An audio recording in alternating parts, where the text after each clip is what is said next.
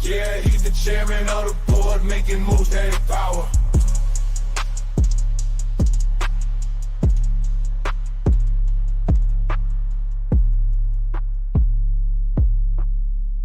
Jerome Powell, money machine going bird. Jerome Powell, he ain't playing, this is murder. Gotta follow the data, ain't no time to err. Watch him speak now, with that Tom Crown flair. Yeah, chairman, he's the captain of the crew. Navigating through the markets, knowing what to do. Federal Reserve's in control, making moves. Keeping that money flowing so the economy can groove. Jerome Powell, making paper every hour. Jerome Powell, he got that money power. Hater on his side, watch him rise and devour.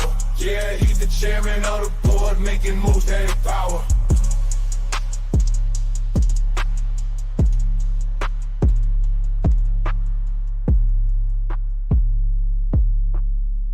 Jerome Powell, money machine going bird. Jerome Powell, he ain't playing, this is murder. Gotta follow the data, ain't no time to err. Watch him speak now, with that Tom Crown flair. Yeah, chairman, he's the captain of the crew. Navigating through the markets, knowing what to do. Federal Reserve's in control, making moves. Keeping that money flowing so the economy can groove. Jerome Powell, making paper every hour. Jerome Powell, he got that money power. Hater on his side, watch him rise and devour. Yeah, he's the chairman of the board, making moves that empower.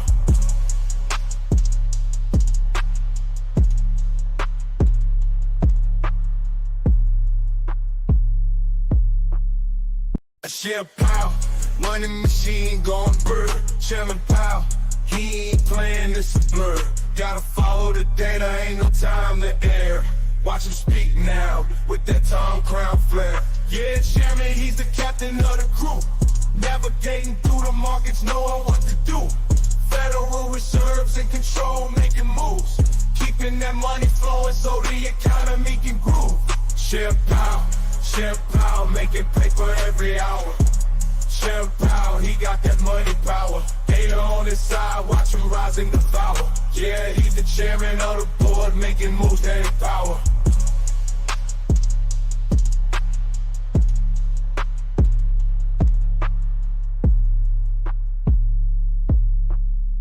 Jerome Powell, money machine going bird. Jerome Powell, he ain't playing, this is murder. Gotta follow the data, ain't no time to err. Watch him speak now, with that Tom Crown flair. Yeah, chairman, he's the captain of the crew. Navigating through the markets, knowing what to do. Federal Reserve's in control, making moves. Keeping that money flowing so the economy can groove. Jerome Powell, making paper every hour. Jerome Powell, he got that money power. Hater on his side, watch him rise and devour. Yeah, he's the chairman of the board, making moves that empower.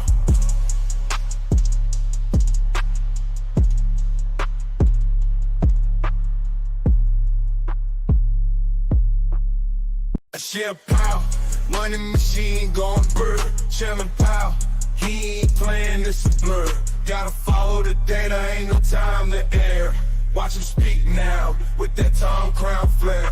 Yeah, chairman, he's the captain of the crew. Navigating through the markets, knowing what to do. Federal Reserve's in control, making moves. Keeping that money flowing so the economy can groove. Jerome Powell, making paper every hour. Jerome Powell, he got that money power. Hater on his side, watch him rise and devour. Yeah, he's the chairman of the board, making moves that empower.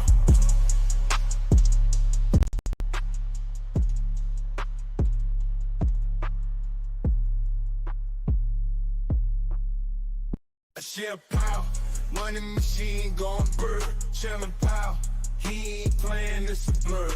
Gotta follow the data, ain't no time to err. Watch him speak now, with that Tom Crown flair. Yeah, chairman, he's the captain of the crew. Navigating through the markets, knowing what to do. Federal Reserve's in control, making moves. Keeping that money flowing so the economy can groove. Jerome Powell, making paper every hour. Jerome Powell, he got that money power. Hater on his side, watch watch him rising the power. Yeah, he's the chairman of the board, making moves that empower.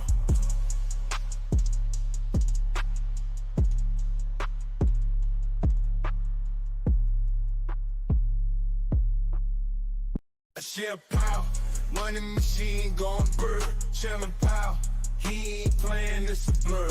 Gotta follow the data, ain't no time to err. Watch him speak now, with that Tom Crown flair. Yeah, chairman, he's the captain of the crew. Navigating through the markets, knowing what to do. Federal Reserve's in control, making moves. Keeping that money flowing so the economy can groove. Share Powell, making paper every hour. Jerome Powell, he got that money power. Data on his side, watch him rising the power. Yeah, he's the chairman of the board, making moves that empower.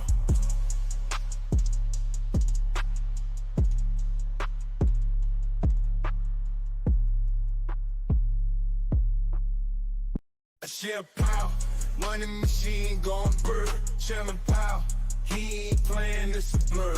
Gotta follow the data, ain't no time to err. Watch him speak now, with that Tom Crown flair. Yeah, chairman, he's the captain of the crew. Navigating through the markets, knowing what to do. Federal Reserve's in control, making moves. Keeping that money flowing so the economy can groove.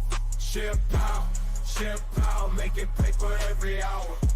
Jerome Powell, he got that money power. Data on his side, watch him rising the power. Yeah, he's the chairman of the board, making moves that empower.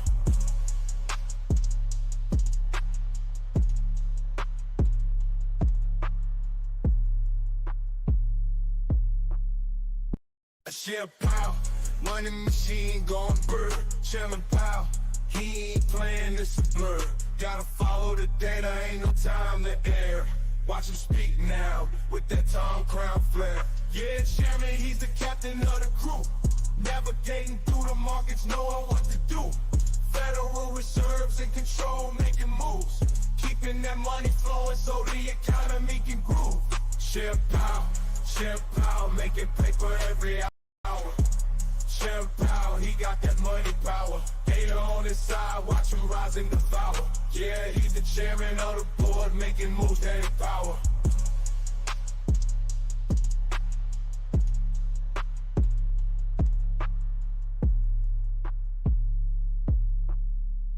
Share Powell.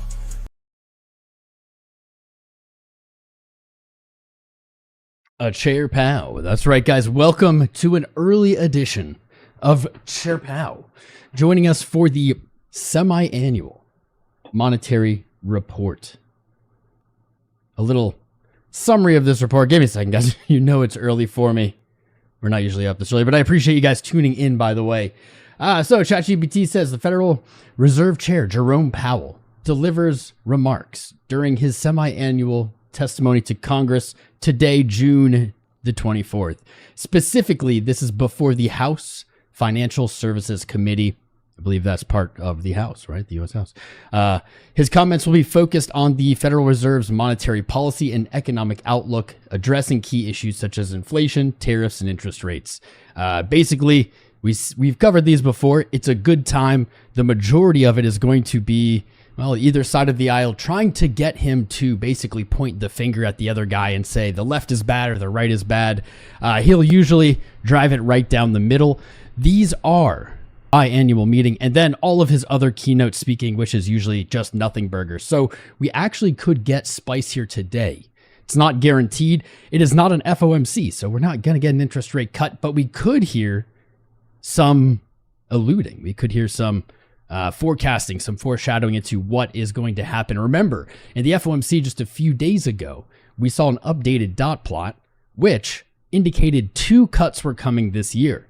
There are only 4 more FOMCs left. So basically, what that means, and you know it's coming, guys, is that each and every FOMC that we see into the end of this year will be the biggest, most important, spiciest FOMC ever of our lives. And that is basically guaranteed with 50-50 shots at each for interest rate cuts. So let's go. I know you have a lot of opportunity. A lot of other channels cover Chair Powell, but we are the original, and I appreciate you joining for the OG streams getting out here. It is hot as anything. Usually I dress up for these, but I don't know about you guys. It's already 90 degrees here. I live in the north of the wall, and it's become tropical. What was once snow-covered, now tropical lands, apparently. So I'm trying to stay cool. Hopefully you guys are beating the heat. Make sure to stay hydrated today. You're going to need to stay hydrated. Gotta get that water. Gotta get it down. What color will his tie be? Nobody knows. We'll find out really shortly. In typical 𝐒𝐴 fashion, he is late already by 1.5 minutes. This man goes by the beat of his own drum. A wizard arrives exactly when he means to. He is never early, never late. If you could, please engage with the live stream. Smash the like button. Smash the like button. Subscribe, share it out, vote in the poll.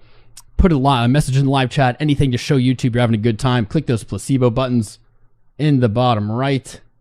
Let me see. Click these placebo buttons. Get them going. Hype it up, boys. Really quick here. Well, we can probably sneak in just the smallest amount of TA. The smallest TA ever. You guys were right last night. Or in the last stream, we talked about the 2 paths for Bitcoin. We had a poll. You voted. Majority voted for 105K. Yesterday, closing above 105K for Bitcoin. Actually, a pretty miraculous close. Wildly strong. If it wasn't Monday, I would be more confident. Because the last almost uncountable amounts of Mondays, we have seen strong rallies that just end up selling off into the end of the week. Of course, 𝐒𝐴 coming in hot this morning, potentially going to rain on our parade as he has done. S&P, really quick, S&P is up, gapped up this morning just in time for 𝐒𝐴 to come in, give it a little reality check. Coinbase, blasting off. Wednesday last week broke the range, continuing to put on upside, and Coinbase looking for that all-time high at 429. It seems to be the year of the IPO somehow. Committee on Financial Services will come to order. We're coming to order, boys. The chair is authorized to declare a recess at any time. This hearing is entitled the Federal Reserve Semi-Annual Monetary Policy Report. Yay, recess. Without objection, all members will have 5 legislative days within which to submit extraneous material to the chair for inclusion in the record. 𝐒𝐴. I now recognize myself for 4 minutes for... He's recognizing himself. Thank Chair Powell for joining us today. We appreciate your time and look forward to hearing more about the Federal Reserve's outlook on economic and monetary policy. There's been a lot of rhetoric lately, particularly from our friends across the aisle, suggesting that Republicans in Congress are steering our economy toward a recession. However, the facts tell a different story. 4 months into the Trump administration, American workers and taxpayers are already benefiting from a strong, resilient economy. The Fed noted that growth is solid, and even former Fed officials have dismissed the idea of a recession this year or is near. Compare that to the previous administration. Under President Biden, Americans endured the highest inflation rates in decades, driven by reckless spending and misguided policy decisions. Now, under the Trump administration, inflation has declined to levels lower than those seen before President Biden's flawed so-called American Rescue Plan, and real wages are finally meaningfully growing again. There's always some economic uncertainty when the United States engages in difficult negotiations necessary to secure more open markets for American goods and services. But that uncertainty is not without a strategy of balanced, lower regulatory costs, pro-growth tax policy, and controls on federal spending. This is not 𝐒𝐴. Combined with trade successes offer economic opportunity. One Fed official, Governor Waller, has outlined how a balanced approach combining potential tax rates with targeted tariffs could foster strong economic growth. Let me be clear on that point. We can fight to open markets, break down non-tariff barriers while achieving solid economic growth at the same time. That's President Trump's goal, just as it was for President Reagan in the 1980s. Wages outpacing inflation. I also want to commend you, Mr. Chairman, the Federal Reserve, for taking positive steps to keep politics out of the Fed, including disbanding 4 internal climate-related committees and making the Fed leaner and more efficient by right-sizing your workforce across the system. These moves reflect a commitment to efficiency at the Federal Reserve. I'm also pleased that Governor Mickey Bowman has been confirmed as Vice Chair for Supervision at the board. Governor Bowman has been a tireless advocate for community banks, and this committee is eager to work with her on policies that enhance our bank's ability to provide greater access to capital and services for our families and businesses across our nation. I look forward to today's hearing, and I yield back the balance of my time. As do I. I look forward to it. Let's get 𝐿𝐴𝐺 on here. I'll now recognize Mr. Foster on behalf of the ranking member for 4 minutes for an opening statement. How does anyone Thank you, get to and I go will save ahead of everyone a little 𝐿𝐴𝐺? bit of time, Chairman. Thank you. Ranking Member Waters was unavoidably detained. I'll just say a little bit that the markets have kind of spoken on their confidence in the Trump economy. Probably the single simplest metric of that is that the U.S. dollar is down roughly 10%. Okay, this is not a small thing, and it has caused countries around the world to question the primacy of the U.S. dollar going forward. This is one of the worst market responses, I think, to the chaos that we're seeing, the tariffs that are very destructive to international trade, and just everything that the markets are seeing and trying to suffer through. I know I'm contacted all the time by businesses in my district, manufacturing businesses that can't even start thinking about investing with the level of chaos just from the tariff policy alone. Anyway, there's a long set of things we should be talking about, and I'm happy to save some people some time, and let's get to it. Yield back. Gentleman yields back. I recognize the Chairman of the Task Force on Monetary Policy, Treasury Market Resilience, and Economic Prosperity, Mr. Lucas, for 1 minute for an opening statement. Thank you, Mr. Chairman. Today's hearing will allow us to evaluate the state of the economy and review the FM. All right, really quick here. The volume is going to be so dependent on their mics. It's up, but if I turn up more, I think it'll just be too loud overall. This is as good as it gets. This hearing is particularly timely conversation as the Fed wraps up its 5-year framework review, including a thorough look at the consensus statement, communication strategy, and other guiding policies that will have a profound effect on the lives of every American. Many of these topics we'll discuss today we've taken a closer look at in the Monetary Policy, Treasury Market Resilience, and Economic Prosperity Task Force. I look forward to building on these conversations here. One issue that I think warrants special attention is the binding nature of the SLR and ESLR on the Treasury market intermediation. I'm glad to see the Fed is looking into this tomorrow, and I hope we'll see meaningful action soon. Chairman Powell, thank you for being here. Sure, it's Powell. critically important that Congress and the central bank have an open dialogue. Transparency, accountability, honest communications are pillars of our system's success. I look forward to your testimony on the state of the economy and the Fed's plans for the future. And I yield back, Mr. Chairman. Yeah, nobody really cares about what these guys are saying. Jerome Powell he usually speaks first. I don't know. These guys are all getting in their little political swings. They just point fingers the whole time. Give me a sec here. While we wait for Powell, which should only be minutes away, Bitcoin at a pretty sketchy spot, I'm not going to lie. Yesterday's rally, amazing. But this is a little sketchy here. Not only does it somewhat resemble this price action here, with a strong rally basically back to a lower high double top to the sell-off, it is now a backtest of our descending support trend that broke. We see that right here. And then on the day, we're at the 20 and 50 moving averages. Not only that, we're at a confluential horizontal previous support resistance flip-flop back and forth over and over and over again. This is kind of sketchy. Great rally, but we have seen Monday over Monday over Monday, these rallies get sold off, and that is not the most comfortable place to be. I'm going to be feeling a lot better about Bitcoin's price above 105.9. I don't like this red candle underneath, but hey, Powell's about to speak. Anything can happen today. We could see Moon. We could see Doom. If you could, really quickly double check you've liked the stream. Engaged. Here he is. Mike. Thank you, Chairman Hill, Ranking Member, and other members of the committee. It's great to be back here today. I appreciate the opportunity to present the Federal Reserve's semi-annual monetary policy report. The Federal Reserve remains squarely focused on achieving our dual mandate goals of maximum employment and stable prices for the benefit of the American people. Despite elevated uncertainty, the economy is in a solid position. The unemployment rate remains low, and the labor market is at or near maximum employment. Inflation has come down a great deal, but has been running somewhat above our 2% longer-run objective. We are attentive to the risks on both sides of our dual mandate. I will review the current economic situation before turning to monetary policy. Incoming data suggests that the economy remains solid. Following growth of 2.5% last year, GDP was reported to have edged down in the first quarter, reflecting swings in net exports that were driven by businesses bringing in imports ahead of potential tariffs. This unusual swing has complicated GDP measurement. Private domestic final purchases, or PDFP, which excludes net exports, inventory investment, and government spending, grew at a solid 2.5% rate.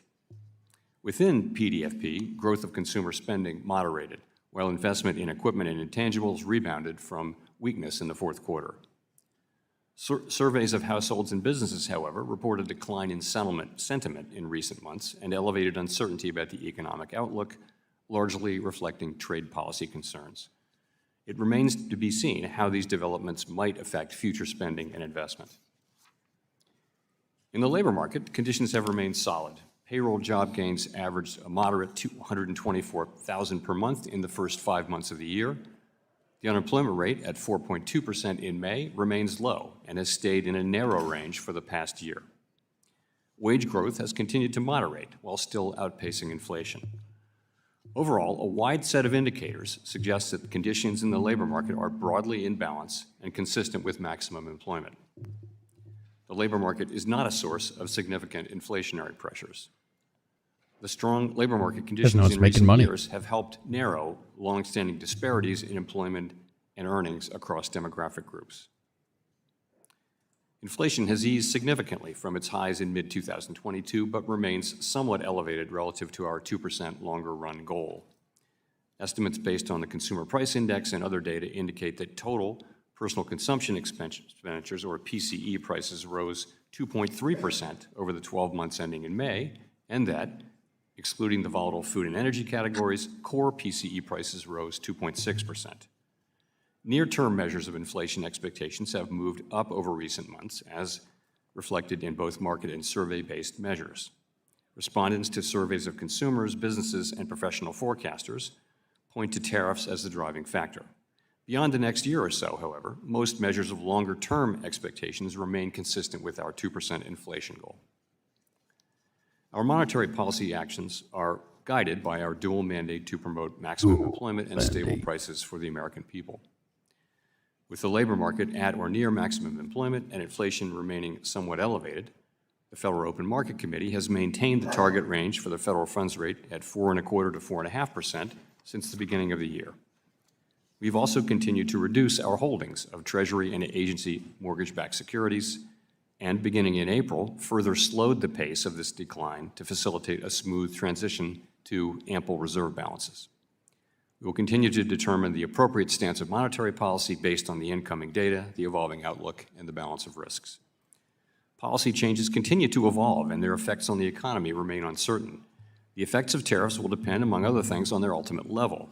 Expectations of that level, and thus of the related economic effects, reached a peak in April and have since declined. Even so, increases in tariffs this year are likely to push up prices and weigh on economic activity. The effects on inflation could be short-lived, reflecting a one-time shift in the price level. It's also possible that the inflationary effects could instead be more persistent. Avoiding that would depend on the size of the tariff effects, on how long it takes for them to pass through fully into prices, and ultimately on keeping longer-term inflation expectations well anchored. Our obligation is to keep longer-term inflation expectations well anchored and to prevent a one-time increase in the price level from becoming an ongoing inflation problem.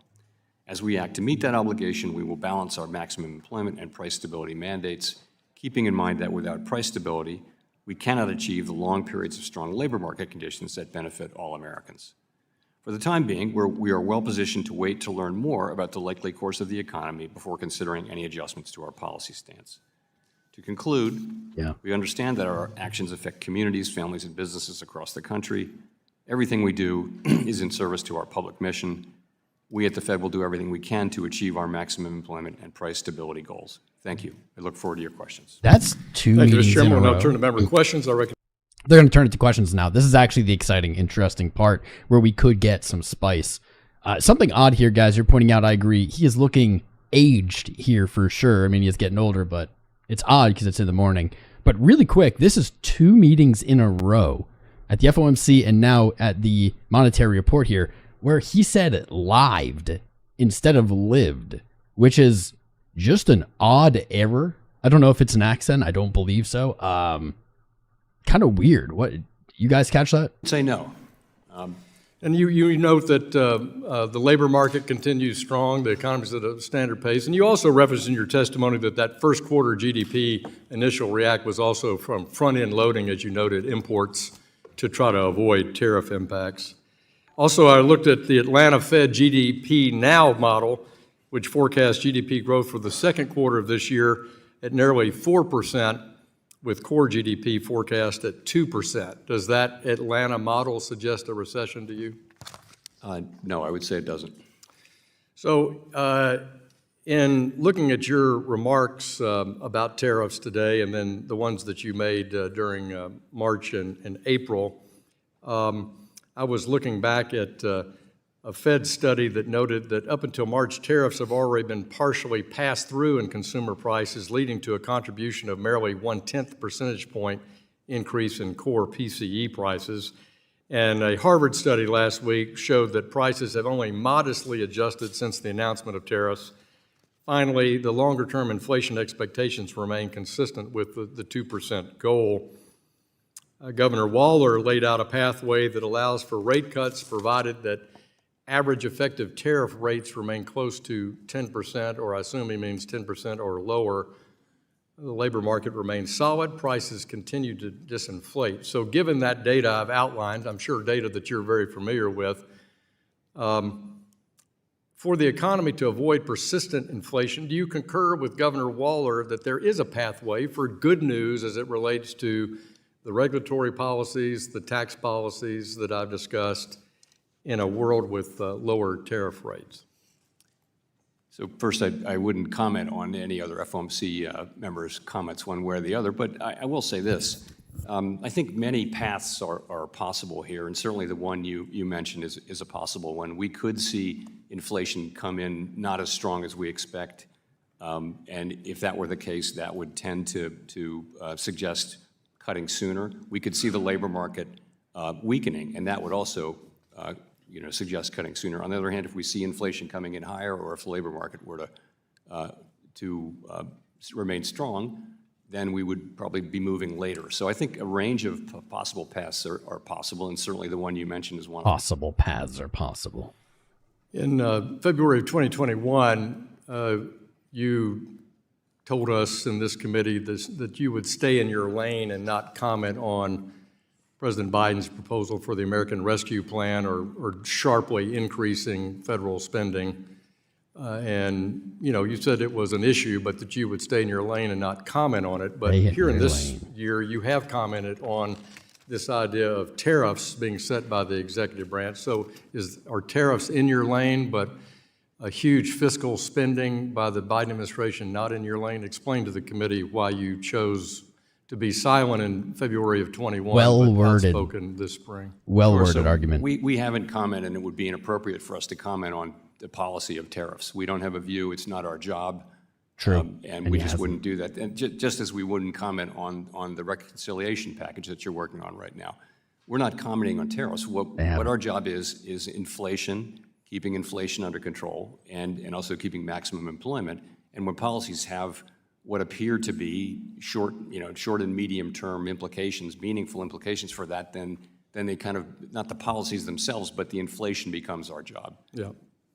You know my views on price stability. I think it's a first among equals in your dual mandate. I've argued for that. I've introduced legislation to make the dual mandate the sole mandate, and we've talked about that before. But I was very curious about your thoughts on former president of the Cleveland Bank, Loretta Mester's quote that I read from last fall. She says, "I think that maximum employment is the maximum level of employment consistent with price stability." In other words, she elegantly ties that together, that price stability is what you can have more control over rather than all these other factors that enter the employment picture like legislative and executive branch. What's your thought about her quote? I personally think that's a very reasonable way to think about it.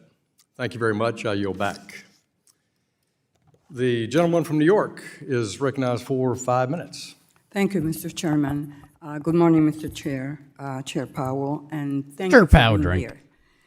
Last week, the FOMC decided to maintain the target range for the federal funds rate at 4.25% to 4.5%.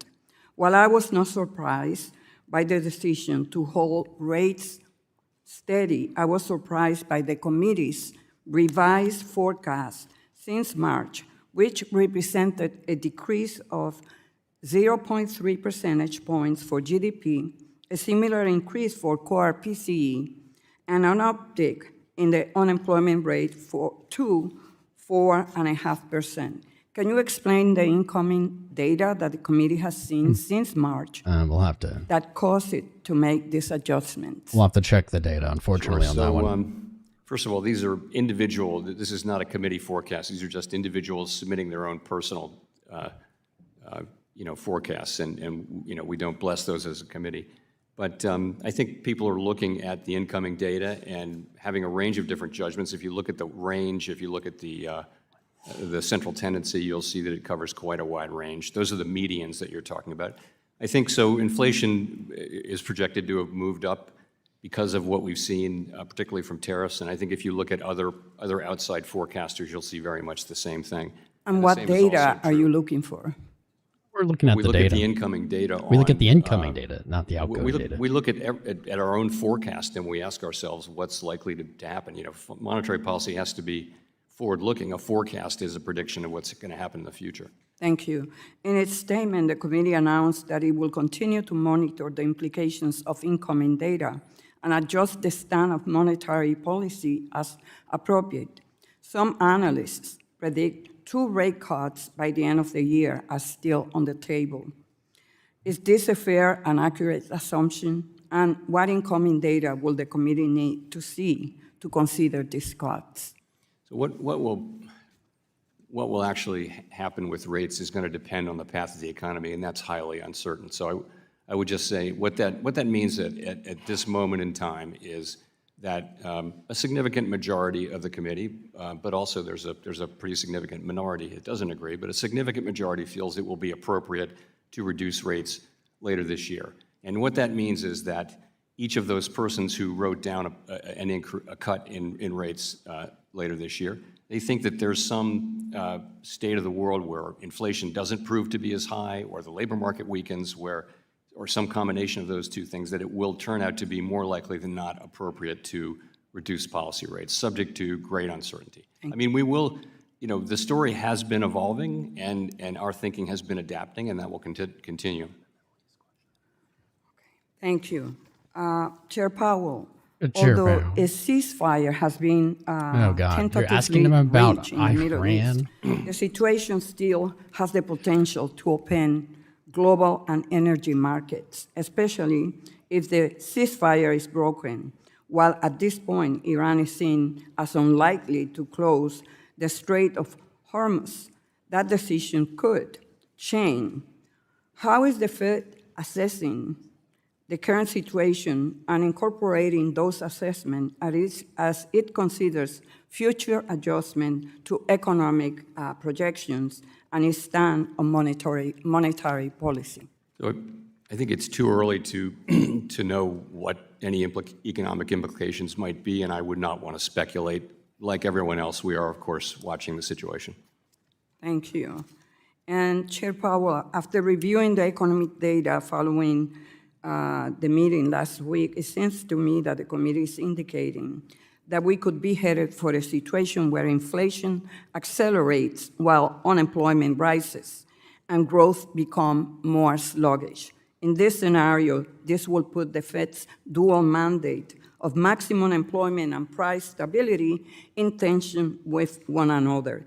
In this scenario, how does the Fed balance these priorities in order to achieve both mandates? So let me say that we're not facing that right now, and that isn't really our forecast that we will face such an issue in a serious way. But if that does happen, then what we do is we look at the 2 goals and we see which one of them is farther from its goal.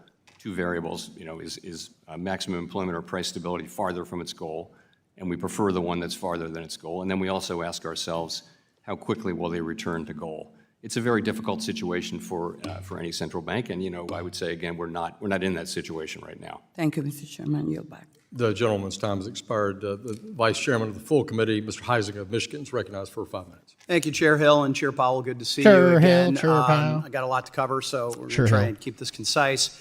But following up a bit on what Chair Hill had been talking about, You're not allowed to call him Chair Hill. you had sir. said in January 29, 2025, quote, "We don't know what will happen with tariffs, with immigration, with fiscal policy, and with regulatory policy." I would add energy into that, by the way.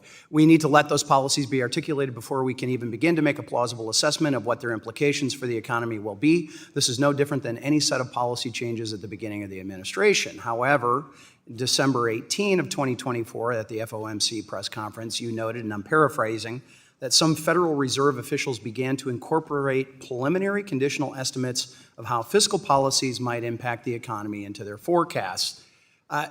This seems inconsistent, and I sidebarred with the chair to say, okay, did I hear this correctly, his question and sort of your answer? What I heard is that there was a belief that the IRA would not be inflationary, but that tariffs could be. Therefore, suddenly you and others were commenting on tariffs. And for the institution, I know you try to be consensus-driven. Why are there FOMC participants making fiscal policy assumptions into their forecasting when you yourself said that fiscal policies need to be articulated before the FOMC can make a plausible assessment into their implications, what those will be? And I think if there's different participants having different assumptions, that would render the SEP, Summary of Economic Projections, biased, meaningless, useless, less impactful, and when you're not comparing apples to apples. So wouldn't it make more sense for all the forecasters to make the same fiscal policy assumptions at the same time? Or if not, shouldn't each participant disclose what assumptions that they're using and building into that? So here's the question. So that's a great question. That really, when the Summary of Economic Projections was originally designed and put into effect in this way, the way it works is that individuals are free to make whatever assumptions they want, and they do disclose them. They disclose them in their speeches and things like that. So there will be situations where some people incorporate something and others don't, and we try to be transparent about that. You see that with Waller right now. That's kind of the way it works. When I say we don't take it into account, I'm really talking about policy and the committee as a whole, where we won't take things into account until we know. And you believe that the participants disclose their assumptions when they're doing their forecasts? Well, I think they do that in their speeches. Each people go out. You may have noticed there are a lot of speeches. Maybe we have to listen to their speeches more. I guess the opaqueness of the Fed has been something over the arc of my 15 years on this committee has been one that has been debated greatly, including auditing the Fed and a number of other things that have gone on.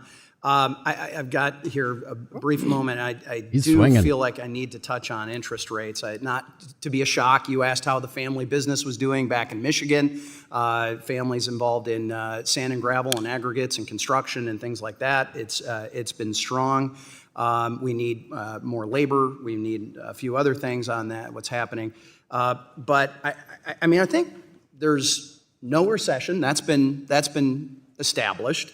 There's no hyperinflation, or certainly not as what some had been projecting. Yet there seems to be higher than expected, or certainly desired, interest rates for many of us. And I'm curious how high interest rates, they hurt Americans who are paying car loans, credit cards, mortgages. You had FHFA Director Pulte asking for lower interest rates, which would obviously impact home buyers as well. So what is it that's keeping, in your mind, the Fed from what many of us believe is the right thing to do, which is to lower some interest rates, and by the way, match what the Bank of Canada, Bank of England, the European Central Bank, the Swiss Central Bank, a number of emerging central banks. By the way, that's your own assessment on page 33 as where you're laying that out. Why aren't we doing what the rest of the world is doing? Is it because we're at full employment? Is it because of those tariffs concerns that you said weren't part of the analysis? Was it energy, groceries, durable goods? Why? So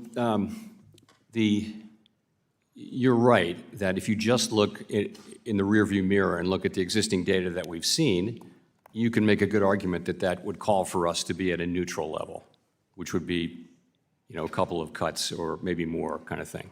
The reason we're not is the forecast by all professional forecasters that I know of on the outside and the Fed do expect a meaningful increase in inflation over the course of this year. When I said we weren't going to talk about tariffs and inflation, that was to say until we see what the policies are. And so now we know a lot more. It's 6 months since I said that. So anyway, I'd be happy to continue this with you. Thank you. Gentleman's time has expired. Gentleman from Michigan, Ms. Tlaib is recognized for 5 minutes. Thank you so much, Mr. Chairman. Chair Powell, last month there was research published in the Journal of Urban Health that found that more than half of Black women of reproductive age, that's the term they use, in the counties that I represent, that had experienced some sort of eviction during their lifetime. So that's like 50% of Black women in the two largest counties, Wayne County and Oakland County in Michigan. And these numbers are horrific.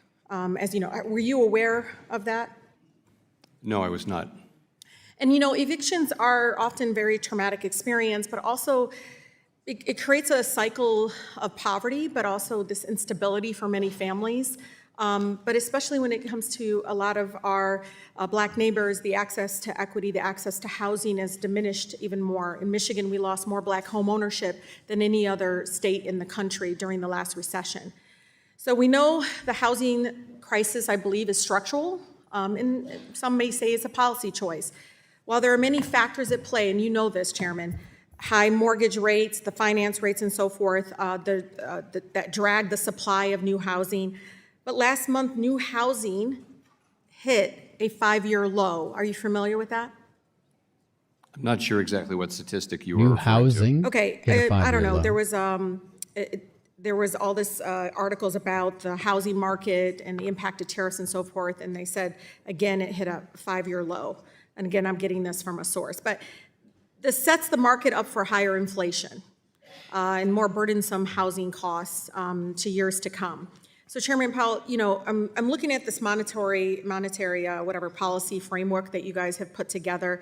Do you think that the way it's structured, and again, I'm trying to understand how you're looking at this in the housing crisis, do you believe it's eroding new rental supply under construction right now, leading to high inflation in future years? So I think there are two things going on quickly. One is just there's a longer run shortage of housing in the United States, which there's nothing that the Fed can do about.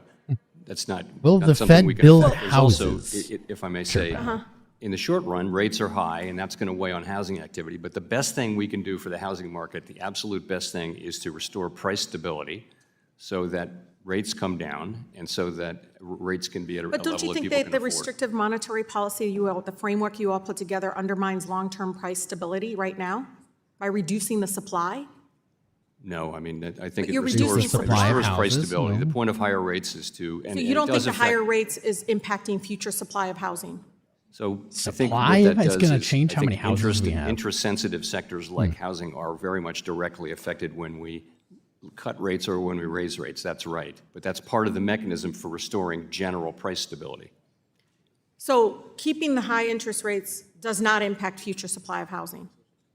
It does not, over the long. I need to go back to talk to Over the long women run, that the the study. Fed will not be, our policy will not be a driver of longer run housing supply in the United So, States. okay, let me ask you, what is the difference? And I'm honestly confused. I want to learn here, and I'm sure people listening to this want to learn. What is the difference between demand-driven rent inflation and supply-driven rent inflation? Like, you guys use these terminology. What is that? How do I communicate that to the public? What is the difference between supply-driven versus demand-driven rent?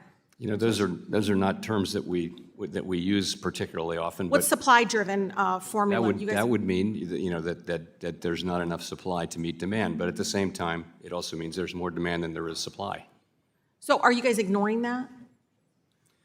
No, but as I said again, our policies will not affect in the long run. No, I'm being either serious, demand 'cause I or see somebody supply behind you in kind of housing. checking. I'm being serious, y'all. We're talking Being about a serious, y'all. housing Careful. crisis that is getting worse She is right not now wrong, because though, we're not and paying attention we to got future a housing instability crisis. that the current Let's be rates, real. and you can raise your eyebrows and all this stuff behind. I don't know. I mean, do you understand? Like, I come from a community right now that I believe is now being impacted by the current framework that you're putting together, that I do feel like it's going to be long-term effects on the housing crisis, and you're ignoring it. No, we're not, actually. We think the very best thing we can do is to fully restore price stability at the aggregate level. That will be the best thing for homeowners and for home Even though the builders and housing everybody supply else. has been That's in impacted the by the long high run, that interest. is the single But thing Chairman that Powell, Congress you has see where I'm assigned us coming to from. do. Chairman But you see where I'm Powell. coming from. It is impacting future supply of housing, right? Not in the long run, no. Okay. Well, Gentlewoman's Mr. time Chair, has thank you. I love that. The gentleman from Wisconsin, just Mr. say Style, yes. who's also the chair of our Just subcommittee on say digital yes, agree assets, with me. financial technology, and artificial intelligence. You're recognized for 5 minutes. Thank you, Chairman Hill. Thank you, Chairman Powell, for All right. being with us today. I want to dive into two actions the Fed's recently taken to get a little additional color on. Yesterday, the Fed announced that reputational risk would no longer be a component in bank exams. I viewed that positively. I viewed the reputational risk as often being a catch-all for political bias. I think it's positive to depoliticize bank exams and instead focus on the core and measurable risks. Could you provide color as to whether or not any new information came to light that led to the decision of the Fed to remove that yesterday? I'm not aware of any new information. No, we just think it's the right thing to do, and of course made an announcement on Monday under Governor Bowman's, Vice Chair Bowman's leadership. Why would it not have been done previously if it's the right thing to do? I agree with you, it's the right thing to do. Why was it? Any timeline as to why that was done yesterday versus previously? No, I think this is a problem that we came to understand as a problem over the course of the last couple of years, and began considering what's going on here. We're hearing a lot of reports of debanking and that sort of thing, and over the course of really 2024 came to the view that this was a serious problem that we need to address, and we've said that publicly, and now we're doing this, and so are the other agencies, by the way. I appreciate you taking that action. I do agree that there were real political bias in some of those exams, in particular as it related to regulated entities engaged in the digital asset space. Let me shift into the digital asset space if I can. Let's go. Another action recently taken by the Fed, the Novel Activities Supervision Program was ended and withdrew several statements on digital asset related risks that deterred bank involvement in particular. You in the Fed and others at the Fed have spoken positively about the House and Senate work to regulate stablecoin in particular, a real opportunity to dollarize the globe and be a significant purchaser of U.S. Treasuries. Following that action by the Fed, have you seen an identifiable shift in banks or other regulated entities as it relates to engagement in the digital asset space? You know, I wouldn't be the one to be picking that up first, but what I do see is a very significant change in the tone, and it really does reflect evolving thinking and the evolving status of the crypto industry. All right, let's go, I would Chair expect Powell. over time we'll see more activity. How is the Fed evaluating and overseeing banks or other regulated entities that are in the digital assets or crypto space? So our view is that banks get to decide who their customers are. That's not our decision.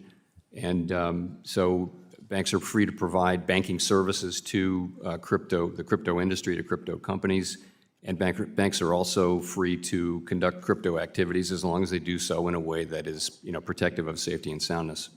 Thank you very much. Let me shift gears because I want to give you just a little bit of an opportunity to comment on the housing sector once again, but give you a little freedom here to speak to that area. You correctly are trying to balance inflation and price stability. But also higher rates have a significant impact on the housing market, as shelter and housing costs are a significant driver of why many families can't afford the things that they need. Can you provide color as to how you're analyzing the impact that housing and shelter costs have on families and on inflation with your desire to maintain price stability at the interest rates that is currently set by the Fed? Sure. So, we realize that people are feeling high housing costs and high financing costs.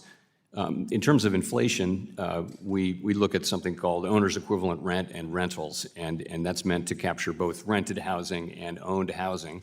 And it's been very sticky. It's been one of the stickiest parts of inflation. I'm happy to say now it actually is coming down quite regularly. That's very good news.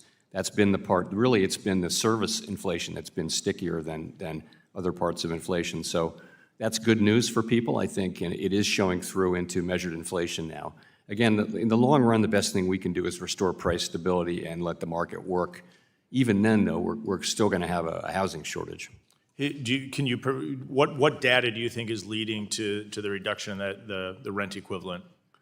I just think it took time. So the thought is when you would think that if rents come up every year, you would think it would take 1 year or 2 years for a lack of growth in rents to show up in a lack of growth in housing prices. It turns out it takes 4 years or 3 years.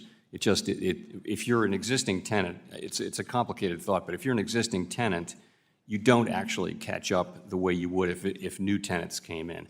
And so that's made the measurement of inflation stickier. But I'm happy to say we've been through that period now, and we are really seeing now housing services inflation pretty close to where it was when inflation was solidly at 2%. Thank you. I yield back.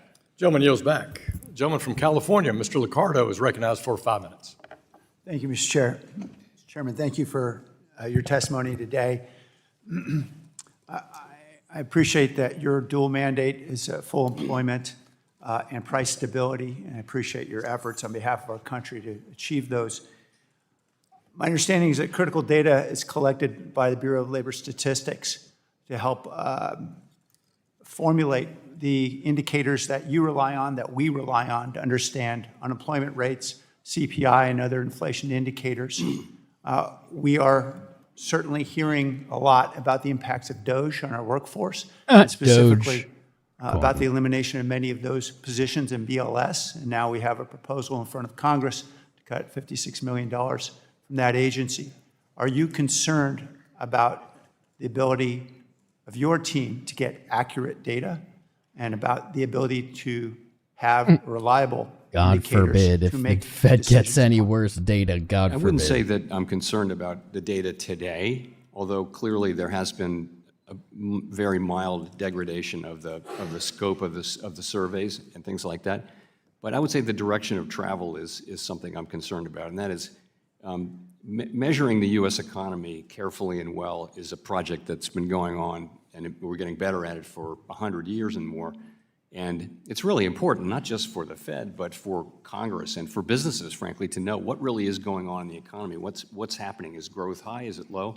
And all those sorts of things. So I think it's a smart investment to just continually try to get better at measurement of what's happening in the economy. And I don't like to see that, the kind of stories I'm reading and the idea being that the data is going to become more volatile and less reliable. That'll make it more difficult for the private sector and for you and for us, and I don't like to see that direction. I agree, thank you. I appreciate that it's not your role to comment on the advisability of specific policies, but given your critical role in ensuring price stability and reducing inflation, I have had conversations with, quite recently, just a week ago, with a C-suite executive of a major global retailer who informed me, because I asked, why aren't we seeing the impact of these tariffs and price data yet? And he said, it's coming in the third quarter, because it takes time for tariffs to work their way through a distribution chain. Often what you have on the shelf today may have been imported 2 or 3 months ago. Is that your understanding? Do you anticipate there may be impacts down the road? Yeah, that's very much what I hear. I happened to meet with an unusually large number of business people in this last FOMC cycle, and that's a typical thing that they'll say, especially the retailers, that what's being sold now was in inventory in February, let's say, and it just isn't showing up yet. So we do expect to show up, tariff inflation to show up more, but I want to be honest, we really don't know how much of that's going to be passed through to the consumers. We just don't know, and we won't know until we see it. It could be lower than we expect. It could be higher. We have to wait and see, which is kind of what we're doing. I appreciate the uncertainty. Another thing he told me that had me very concerned was that often they will increase prices on goods not subjected to tariffs to compensate for the very substantial losses they have to suffer with the increase of tariffs on relatively price elastic goods. So in other words, necessities will also tend to bear a higher price, even if they're not subjected to tariffs. Is that your understanding of the potential impacts? You know, that very much is something that companies will tell you that they do. If they can't cover the losses on the thing that's being tariffed, they'll find other ways to do it. We actually don't have prominent examples of that yet, but that's certainly a possibility. And that did happen in the last tariff episode with washing machines and dryers. Thank you, Mr. Chairman. And finally, you know, there's indications in the introduction of the report that the Fed is losing its ability, as we see interest rates getting closer and closer to the minimum threshold, the ability to stimulate this economy in times of recession. We haven't had a recession, or at least we haven't had an extended recession in a decade and a half. I am particularly concerned now as we are looking at debt that is being considered to be imposed on future generations by this particular bill. Could there be a combination of very high debt and very little room to move in monetary policy that could undermine our ability to respond to the next recession? So we faced that issue quite a bit in the era of very low interest rates. But, you know, we're at higher levels of interest rates now, so there's significantly more room to cut than there was then. Thank you. Gentleman yields back. Gentleman from Wisconsin, Mr. Fitzgerald, you're recognized for 5 minutes. Thank you, Chairman. Chairman Powell, thanks for being here today. Chair Powell. Appreciate it. I want to go back to something we had some brief discussions about this in the past, but in September of 2024, with core inflation still being above target and the labor market was holding steady at the time, the Fed made a decision to cut rates by a full 0.5 percentage point. It kind of raised some serious questions as to whether or not the data truly supported such a move at that time, and I think some of us were surprised that it was a full 0.5%. So can you revisit that again, what the Fed was thinking at that time? Because it seems to be somewhat of an enigma now. It stands out as, you know, why was this done? Why was the 0.5% done at that point?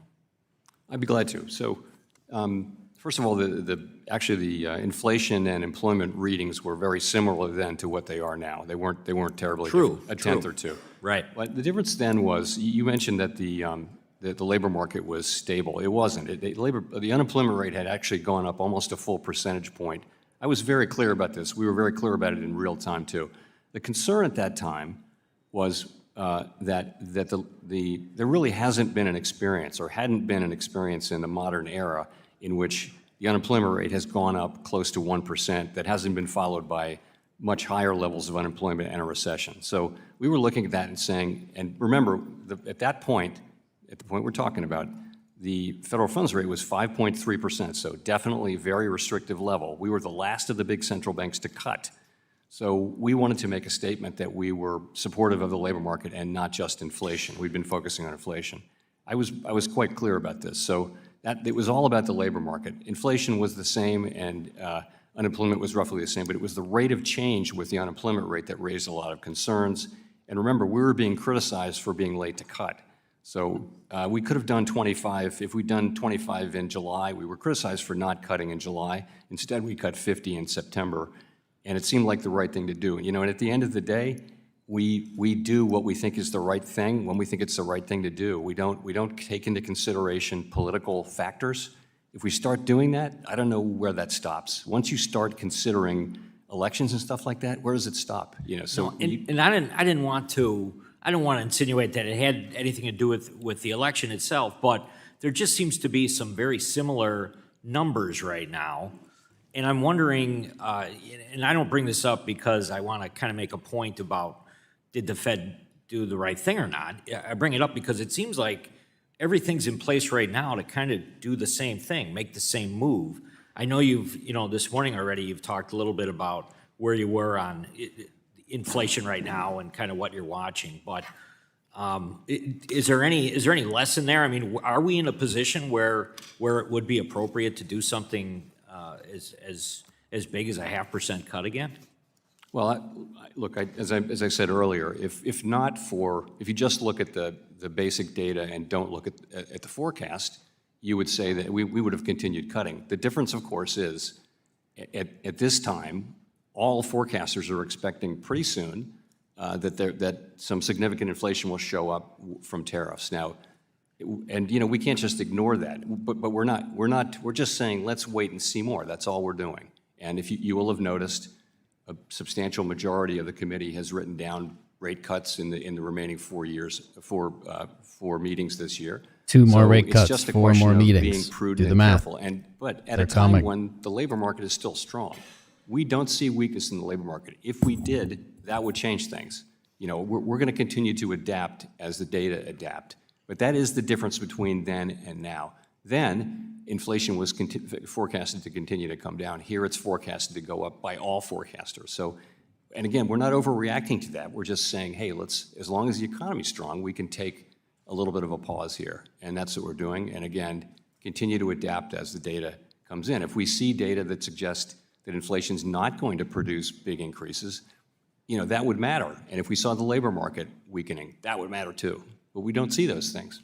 What about supply chain? In 2020, that was a big issue, obviously related to COVID. But I know myself and other members, when we're in our districts and we're specifically talking to light manufacturing, there's concerns about the supply chain. Is that part of the data package that you review when you make a decision about where we're headed in the future? Very much so. I think that's one of the great, well, we won't call it a great thing, but one of the lessons to be taken from the last episode is supply chains really matter. We're watching that carefully. It's too soon to say really on that. We're not seeing it yet, but we could. Gentleman's time has expired. Thank you, A Chairman. gentleman's time. Thank you, is Mr. expired. Fisher. The gentleman from New Jersey, Gentleman, Scott Heimer, you recognized for 5 minutes. Thank you, Mr. Chairman. Chairman Powell, as a member of the Intelligence Committee, I'm deeply concerned about the threat of Iranian cyber attacks on our financial system as retaliation for our strikes on their nuclear facilities. In its cybersecurity report last year, the Fed acknowledged that critical infrastructure, including financial services, is at risk with rising geopolitical tensions. Iran has a history of targeting American infrastructure companies and financial institutions and banks, which could obviously threaten and cause economic damage. What actions is the Fed taking now to monitor and defend against Iranian or proxy cyber threats targeting our country's financial institutions? So we're in touch with the other regulators and the parts of the government that work on cyber, as you know, and we're in touch with the banks to say, for people to be on the alert for things like that to happen, and also we're on the alert because we're a target as well. So you're right to raise it. It's a big issue, and Do you feel like you have the resources right now to be prepared for that? Yes, I mean I think we do. We spend a lot, and the government generally spends a lot on these things, and but you can never ever be comfortable in this area because the bad guys are always getting better. So we need to get better. Thank you, Chairman. Switching gears, the president and members of his administration have recently called you out, various name calling for certain decisions you've made. I know that some people worry that the president's bullying will impact your decision making. I know you work together, and I know that and respect, obviously, your independence greatly.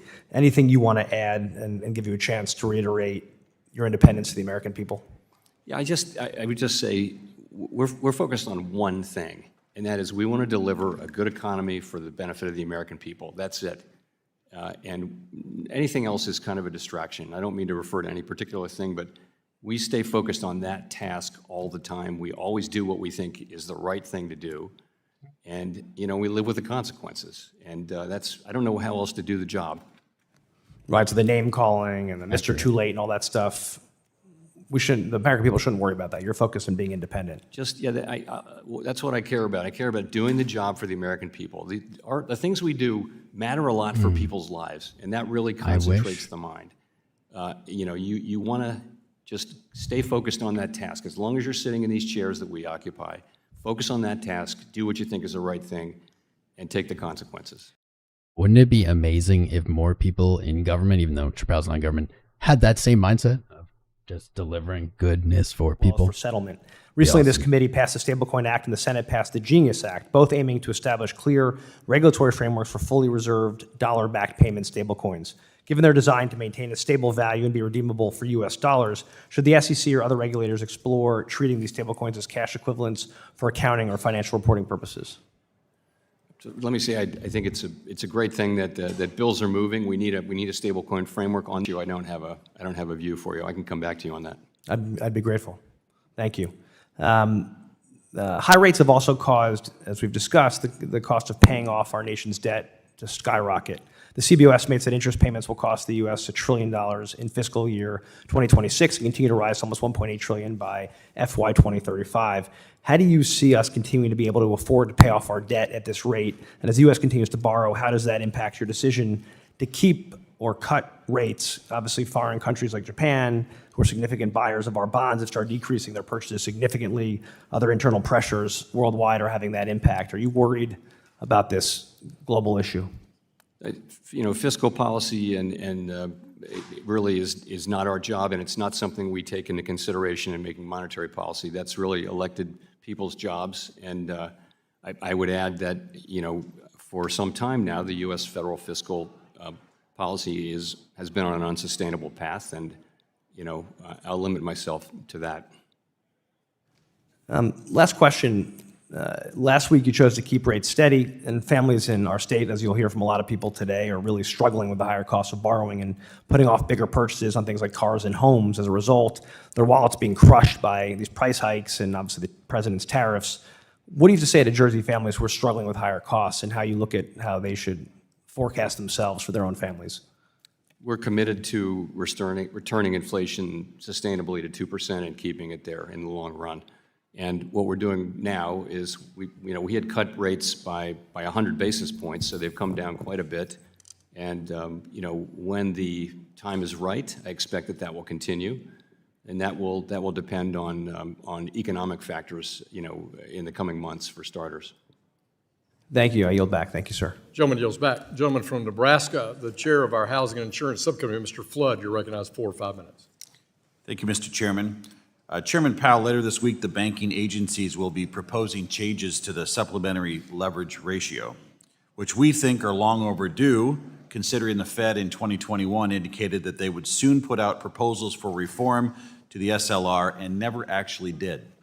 However, our understanding is that the proposal being considered this week will not allow for treasuries to be excluded from the SLR calculation. Secretary Bessent earlier this year had argued that such a change could serve as a boost for banks and their ability to intermediate in the treasury market and could potentially pull treasury yields down 30 to 70 basis points. Chairman Powell, do you agree with the Treasury Secretary's comments on the potential positive impact of SLR reform on the treasury market, and what is the rationale for not excluding treasuries from the SLR calculation in the proposed rule?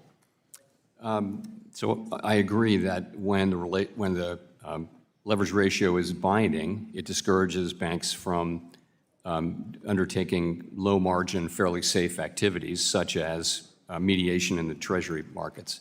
So this should encourage more mediation. I don't have a numerical estimate of how much that would matter, but I do think it would matter. I think it was important. I've supported leverage ratio reform for a very long time, since before 2021. Chairman, in terms of the structure of the thing, I think we're seeking comment on a particular proposal that doesn't involve exclusion, but we're also asking a question about exclusion. Mr. Chairman, considering the Fed temporarily excluded treasuries from the SLR calculation during the COVID pandemic, were you aware of any safety and soundness or financial stability problems that arose as a result of that decision? And if not, why was that relief terminated in 2021? So that was an emergency measure. From the beginning and end, it was an emergency measure. I think, my long-held view is that we should have a permanent measure, and now we're going to. And we have an open board meeting on Wednesday afternoon, and after I finish my hearing on the Senate side, and I'm very much looking forward to putting this proposal out for comment. Thank you. In March, the Federal Reserve, together with the FDIC and the OCC, announced that they intend to issue a notice of proposed rulemaking to repeal the 2023 Community Reinvestment Act and replace it with the legacy CRA framework. Nearly 3 months have passed since this announcement. What is the status of this project? Well, we're going to do what we said we were going to do. It's just a question of execution, and I think you'll see that coming. This would be so Vice Chair Bowman has the job of sequencing these things, and that one's certainly coming. Do you intend to issue a proposal that will be a clean rescission and replacement of that rulemaking, or are you considering amendments to the legacy rule? I honestly don't know. We'll come back to you on that. Okay, so we should know more later this week? We might, yeah. Okay. Finally, I'd like to build off of what Congressman Stile asked previously on the Supervision of Novel Activities program. Do you feel any changes could be made to it to encourage innovation, and do you anticipate any such changes to the program?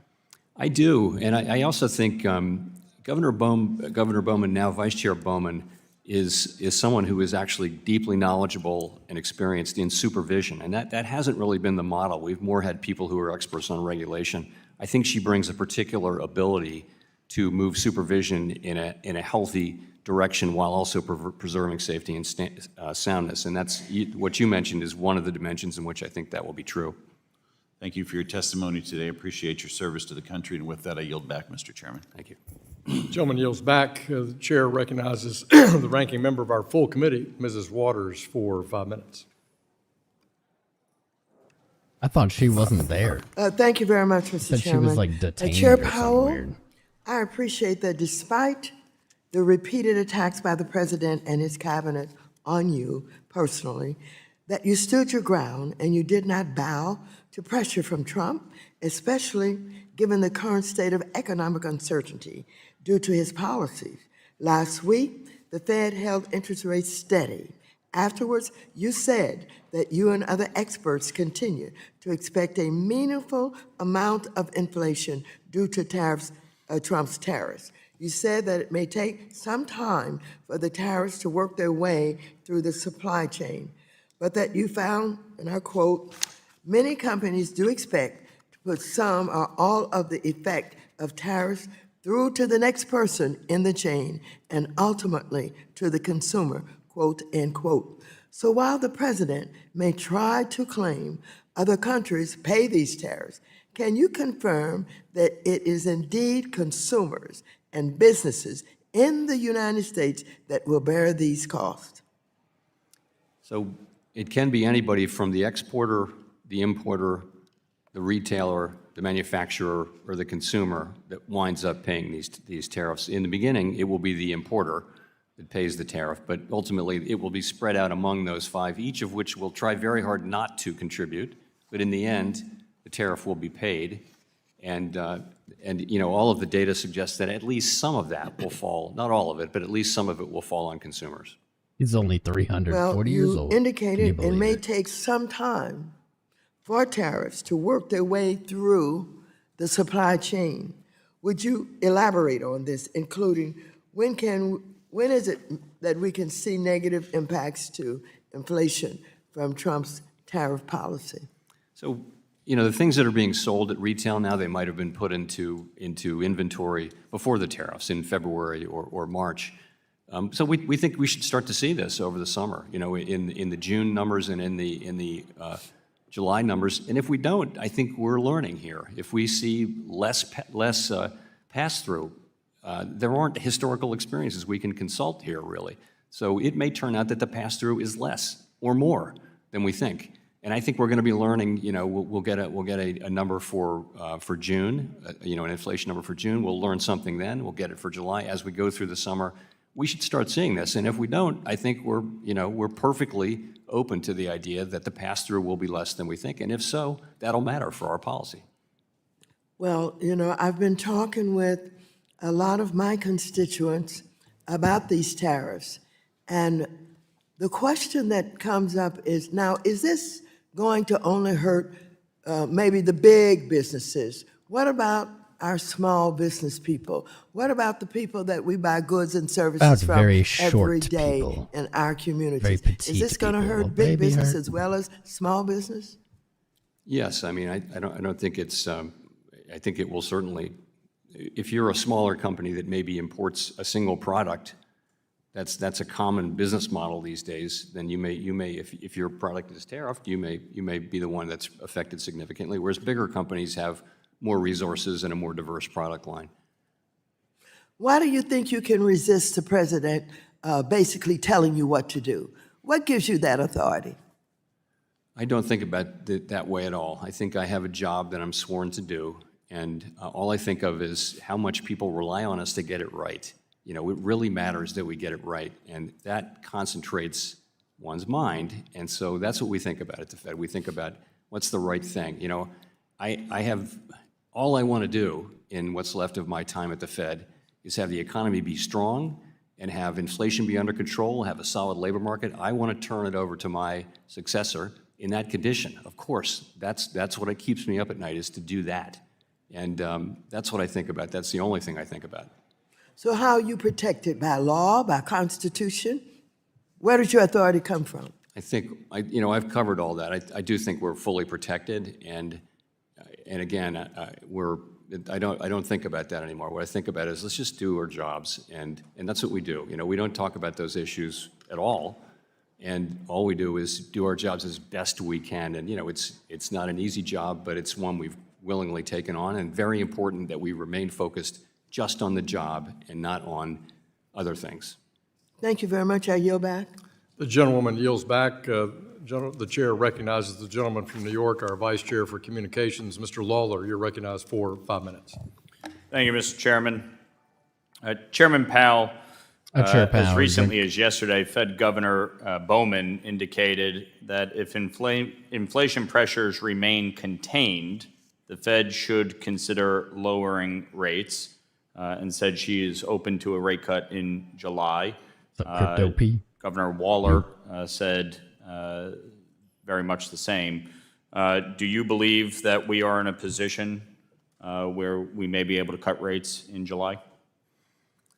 So I would say this. I think if it turns out that inflation pressures do remain contained, then we will get to a place where we cut rates sooner rather than later. But I wouldn't want to point to a particular meeting. I don't think we need to be in any rush because the economy is still strong.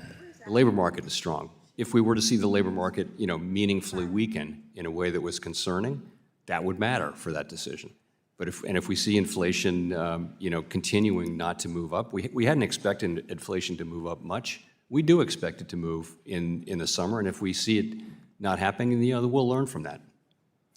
The September 2018 Teal book suggested that the Fed, seeing through tariffs' inflationary effects, is an appropriate response so long as inflation expectations are firmly anchored and that the pass-through costs are relatively short-lived.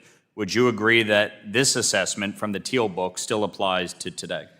I would. Those are the exact factors that we cite when we talk about this situation, plus the size of the tariffs. Right. So let's assess the current economic situation. The Monetary Policy Report states that longer-run inflation expectations, quote, continue to be broadly consistent with 2% inflation, unquote. And a Harvard study argued that despite the relatively quick price responses to tariff announcements, the overall magnitude of these changes remains modest. So if these conditions hold, is it not unreasonable to think that underlying inflation trends should continue its path towards 2%? That's certainly a very defensible position. I think what others on the committee think, and what I think, is that this is a question we need to be careful with because it's different than it was in 2018. The difference is that we haven't had 2% inflation.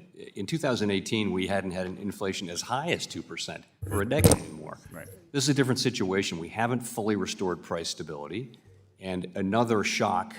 We have to be careful. If there's a meaningfully large and sustained inflation shock, we have to be careful about that. And so, I think we're just trying to be careful and cautious, and we really think that's the best thing we can do for the people that we serve. If that happens, we need to be there for it. And so, we're in a difficult situation in deciding exactly when to move. But again, if we continue to see inflation come in, and not prove up at the higher levels than we expect, then that would matter for our decision making. Chairman Powell, economist John Taylor once noted that the Federal Reserve should deviate from its own Taylor rule in the event of an oil shock, similar to the tariff scenario. A one-time price increase from an oil shock should not be accompanied with an increase in interest rates. Do you agree with that assessment? I generally do, yes. Previously, you said that if you wait for inflation to get back down to 2% to cut rates, you are already too late. You also said in November 2024 that inflation was on a sustainable path to 2%. Given that the FOMC believes that interest rates now are moderately restrictive and that an oil or tariff shock may not impact underlying inflation in a significant or meaningful way, because as the monetary policy report established, inflation expectations are firmly anchored, what is the reason not to cut rates? Well, it's uncertainty about the size and potential persistence of the potential but highly uncertain inflation from tariffs. By the way, we have 5 Taylor rules in the monetary policy report. 4 of them say that the policy rate is in the right range, and the other one calls for a hike.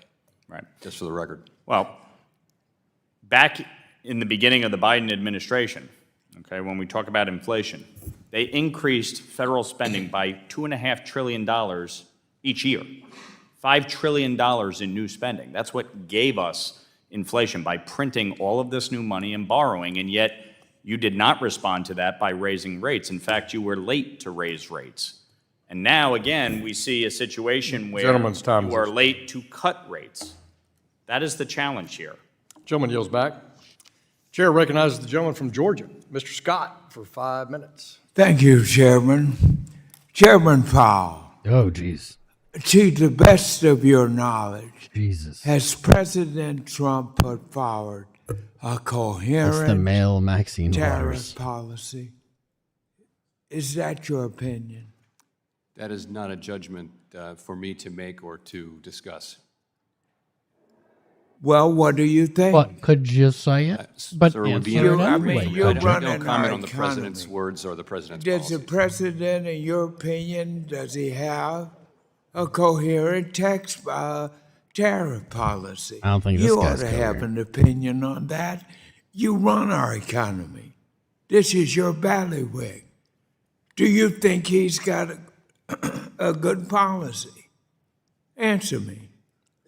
I would never comment on the president of the United States in that way. All right. What do you think our policy should be? We play no role in either This guy, I think, is just going establishing to or keep commenting on asking tariff policy or questions that fiscal he's not policy for going that to matter. answer. Like, Let Not me our tell you. business. We have a All of his specific time. mandate. We try to stick to it. Let me tell you something, Chairman. In my In day, my state of Georgia, for somehow I knew it was going to I say got it. the In my day. fastest growing trade group down there. The Port of Savannah is indeed our nation's fastest growing party, and it's rising even more. The cost, the expenses, our business community is suffering.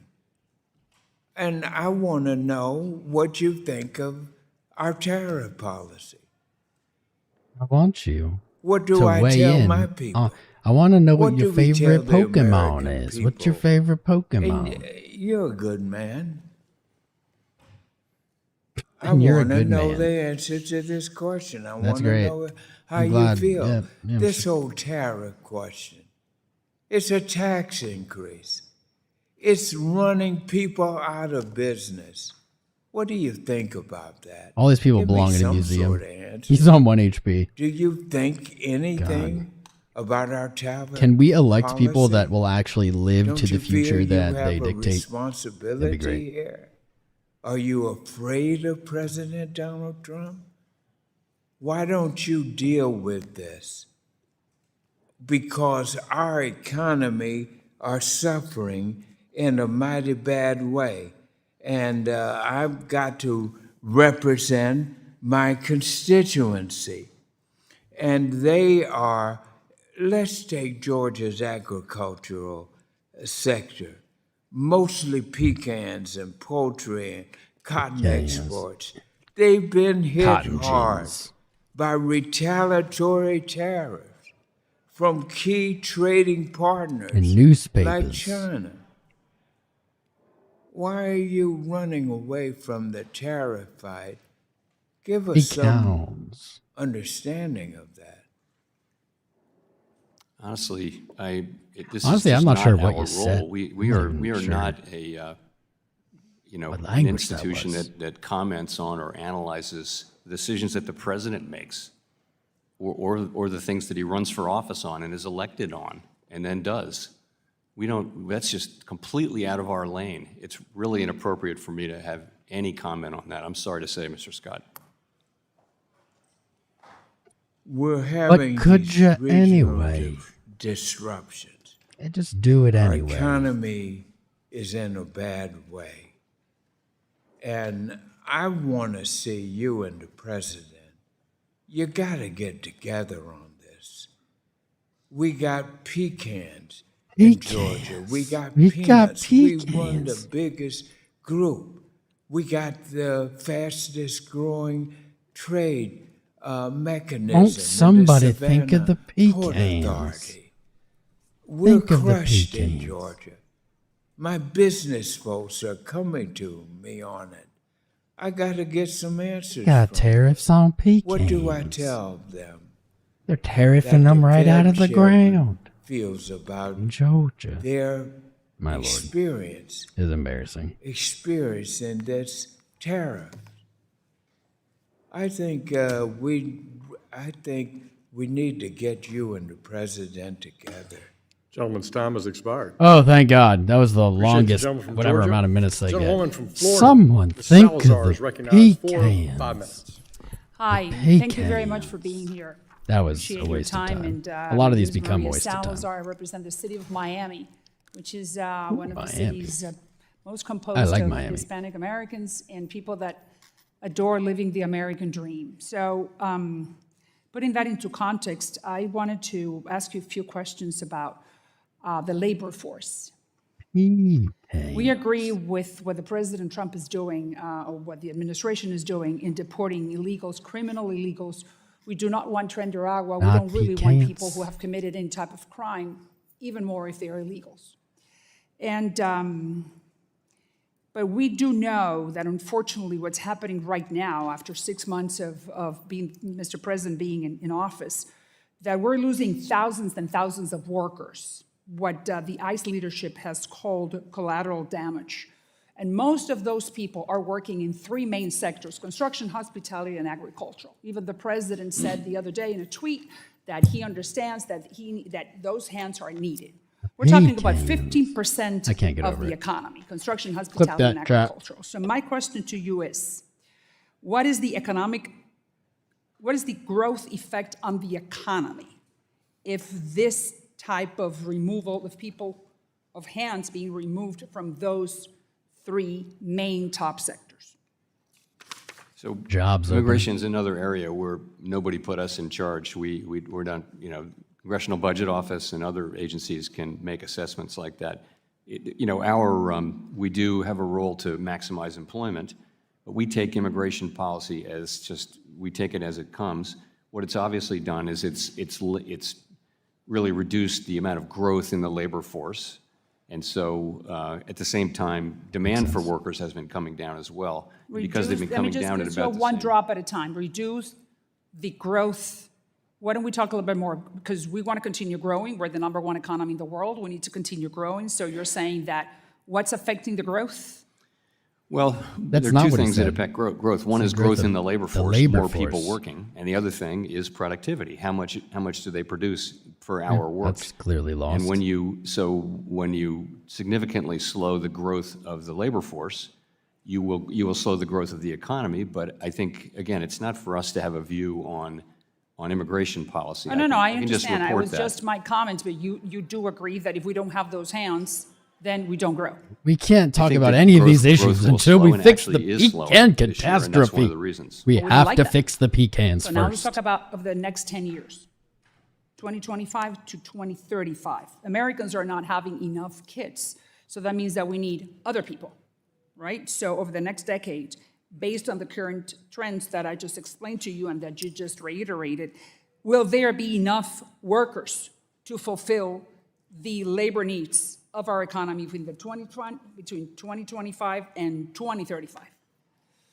So I think labor economists do observe the phenomenon you're talking about, which is demand for labor going to be met by the domestic population, the native-born population, and The answer appears to be probably not over the next 10 years. And then what about if we do not have that labor force over the next 10 years? What happens? So many things will happen.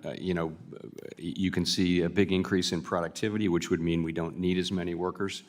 For example, artificial intelligence could be implemented in a way that creates widespread productivity gains. I wouldn't count on that, but it's a possibility. You would not? You would not count on that? I wouldn't count on it. You would not? No, I mean, I think there'll be gains because with productivity enhancing things, they typically take longer to be implemented, and then it takes a while for the gains to be shown. I think in the case of artificial intelligence, those gains are coming, but they may take longer or be less in the beginning than expected. And during the time that those changes happen, then what happens? Our economy doesn't grow.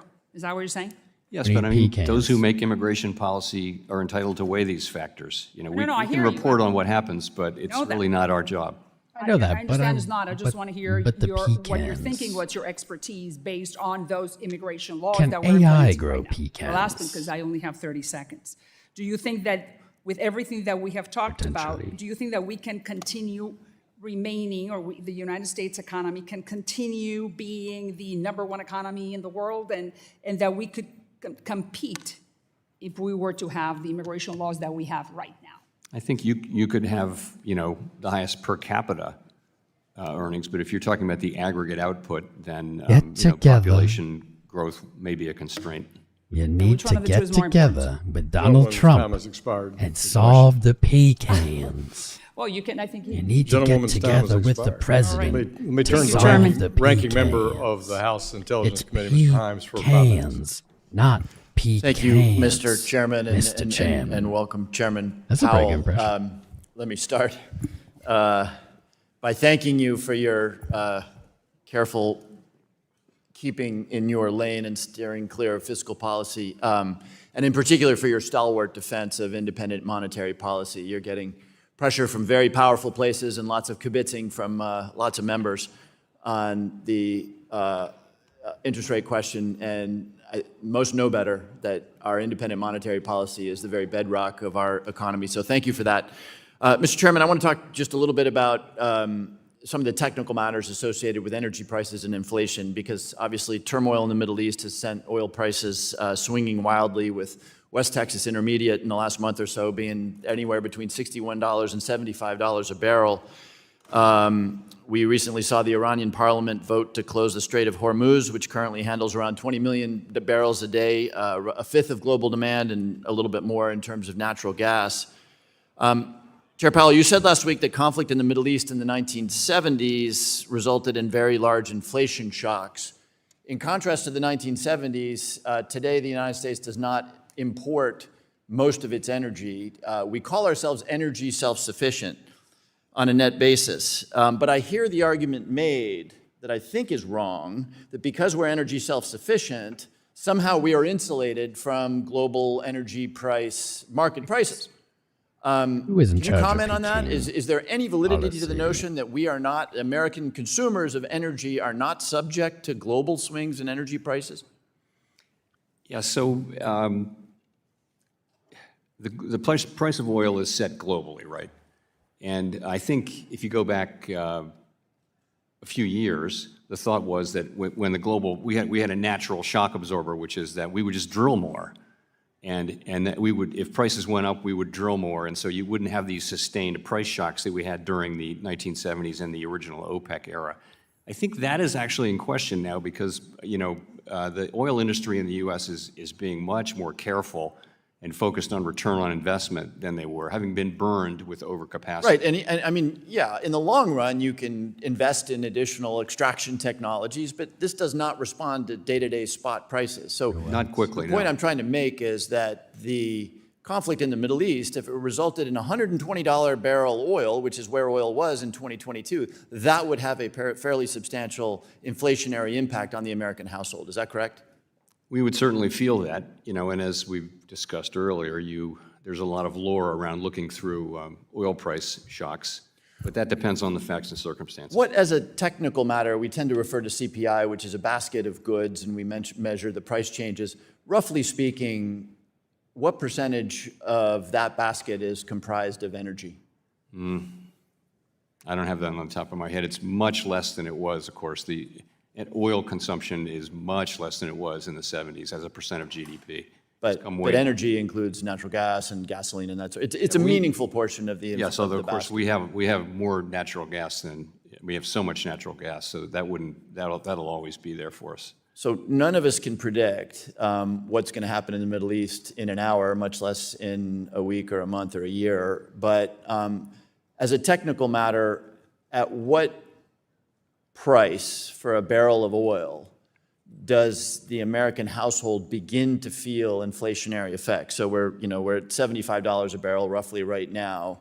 At what price point does the American household begin to feel some inflationary effects? I don't want to throw out a number. I think we're frankly, it's too early to say that something like that's going to happen, and I know you know that, but I wouldn't want to throw out a specific number. If prices went up materially, people would feel that. Okay. Okay. All right. Yes. Again, I think. What about the pecans? If I look at the data here, how funny would it be if someone WTI per followed up with barrel that? about 120. It peaked at about $120 in 2022. What do your models suggest would occur to inflation, and how would it influence the Fed's thinking should we be back at $120 a barrel? Well, let's just say there's a big price spike in that range. So, we would look at that and we would ask ourselves, we look at the overall situation, we would ask ourselves, should we react to that? So, for example, during what we called the Arab Spring back in the early teens, oil prices went up a lot, and that went into the price, and there was a discussion, and I think the right answer was to look through that. The question you'd be asking to yourself, because by the time you react, the price comes back down. I think the question today would be, is the situation different, and what would be the implications of those differences? Gentleman's time has expired. I thank the gentleman from Connecticut. I swear to God, if Chair someone recognizes follows up the with gentleman a from North pecan Carolina, question, Mr. Moore, you're like recognized if for someone 5 comes up minutes. with a pecan question, I will Thank die. you, Mr. Chairman. Online. Chairman Powell, I want to touch on international standard-setting bodies like the Basel Committee on Banking Supervision.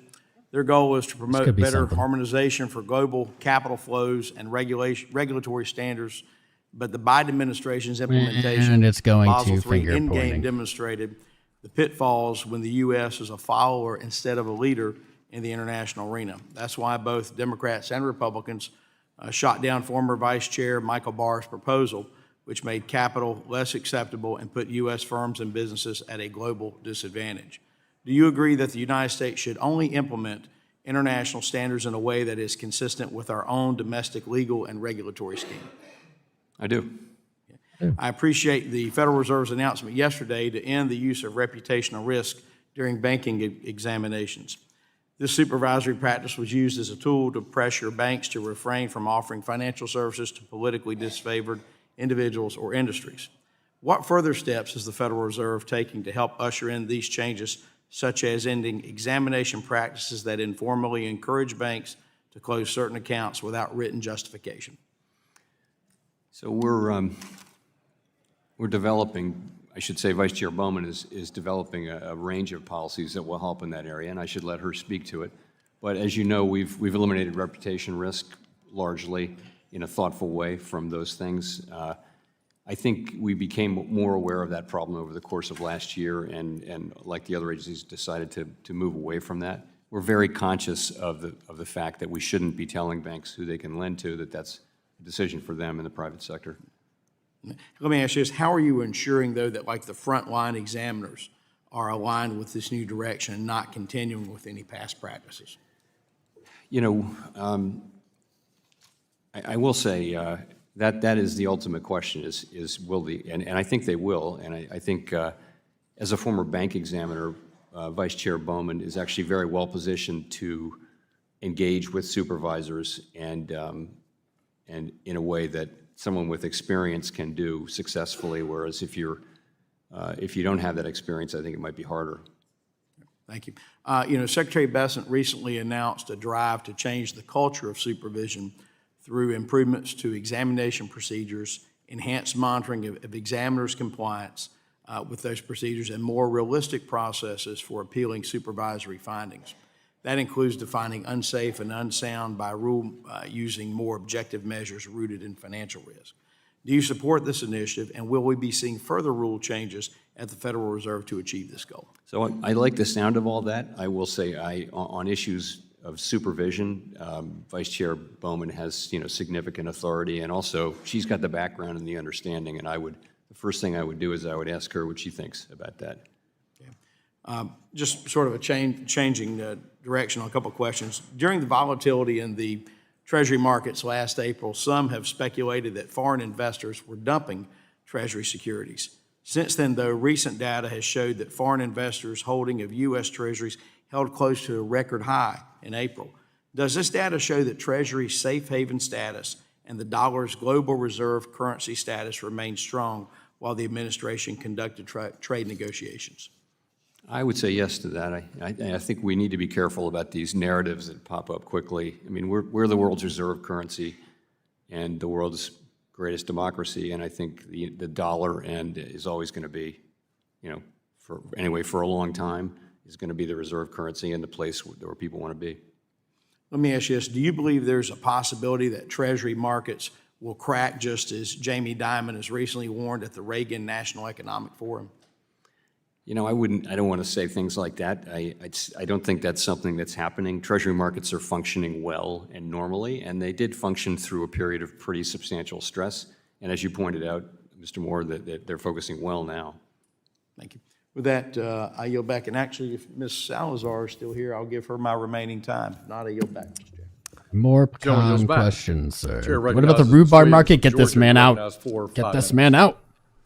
Thank you, Mr. Chairman, and thank you, Chairman Powell, for being here. It's been a while since I've had the opportunity to ask questions sitting at the bottom of the room, but I am happy to have this conversation today because the last time we talked, last July, I mentioned that combating economic inequality is a critical part of the Fed's dual mandate, and that is something that I am deeply, deeply interested in.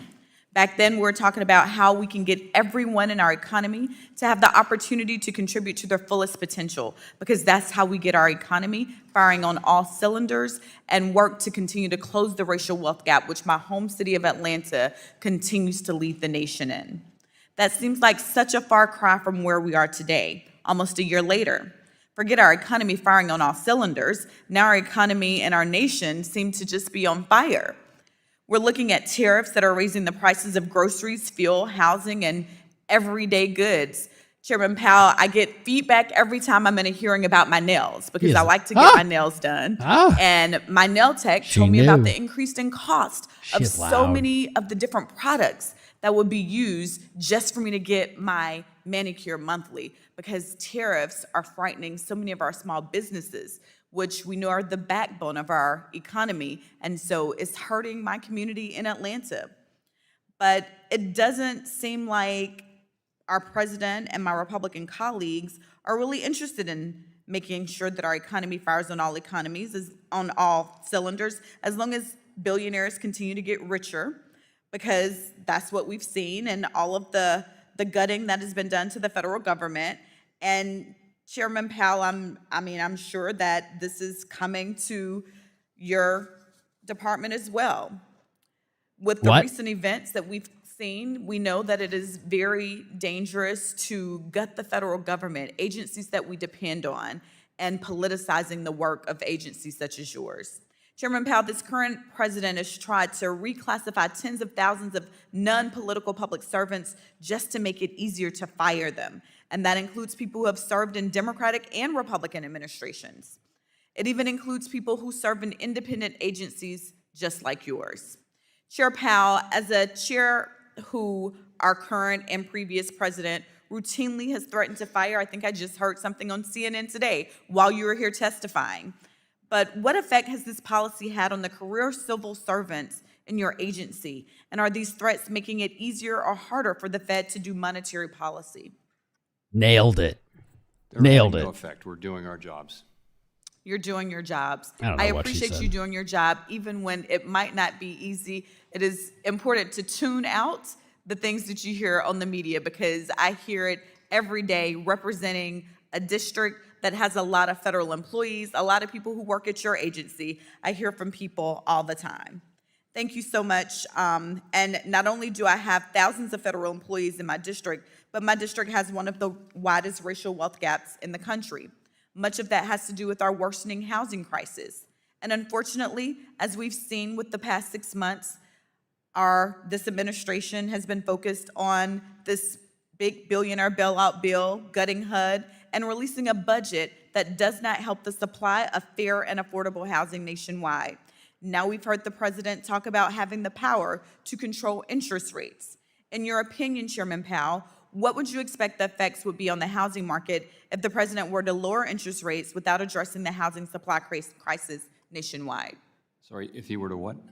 If the president has talked about having the power to control interest rates. In your opinion, what would you expect the effects would be on the housing market if the president were to lower interest rates without addressing the housing supply crisis nationwide? Honestly, it's not our job to speculate on things Get the back president to the real issues. So what impact do issues interest of rates have pecans. on housing access? Over the long run, they don't really affect housing supply. Assuming that rates will go up and down. Well, not on the supply, but on the housing market. The supply is separate that we need to address going into this. If we're going to move interest rates up and down, that's not going to be the end-all, be-all to getting people into housing. We must address the housing supply crisis. But what impact do interest rates have on the housing market in general? Well, interest rates really affect housing demand. So with lower rates, you see more demand, and higher rates, maybe less demand. Thank you, Chairman Powell. I am out of time, but I have lots of questions that continue to work to close the racial wealth gap in this country, specifically focused on my district in Atlanta, where it is so prevalent. Thank you so much. Gentlewoman's time has expired. The gentleman from Indiana, Mr. Stutzman, is recognized for 5 minutes.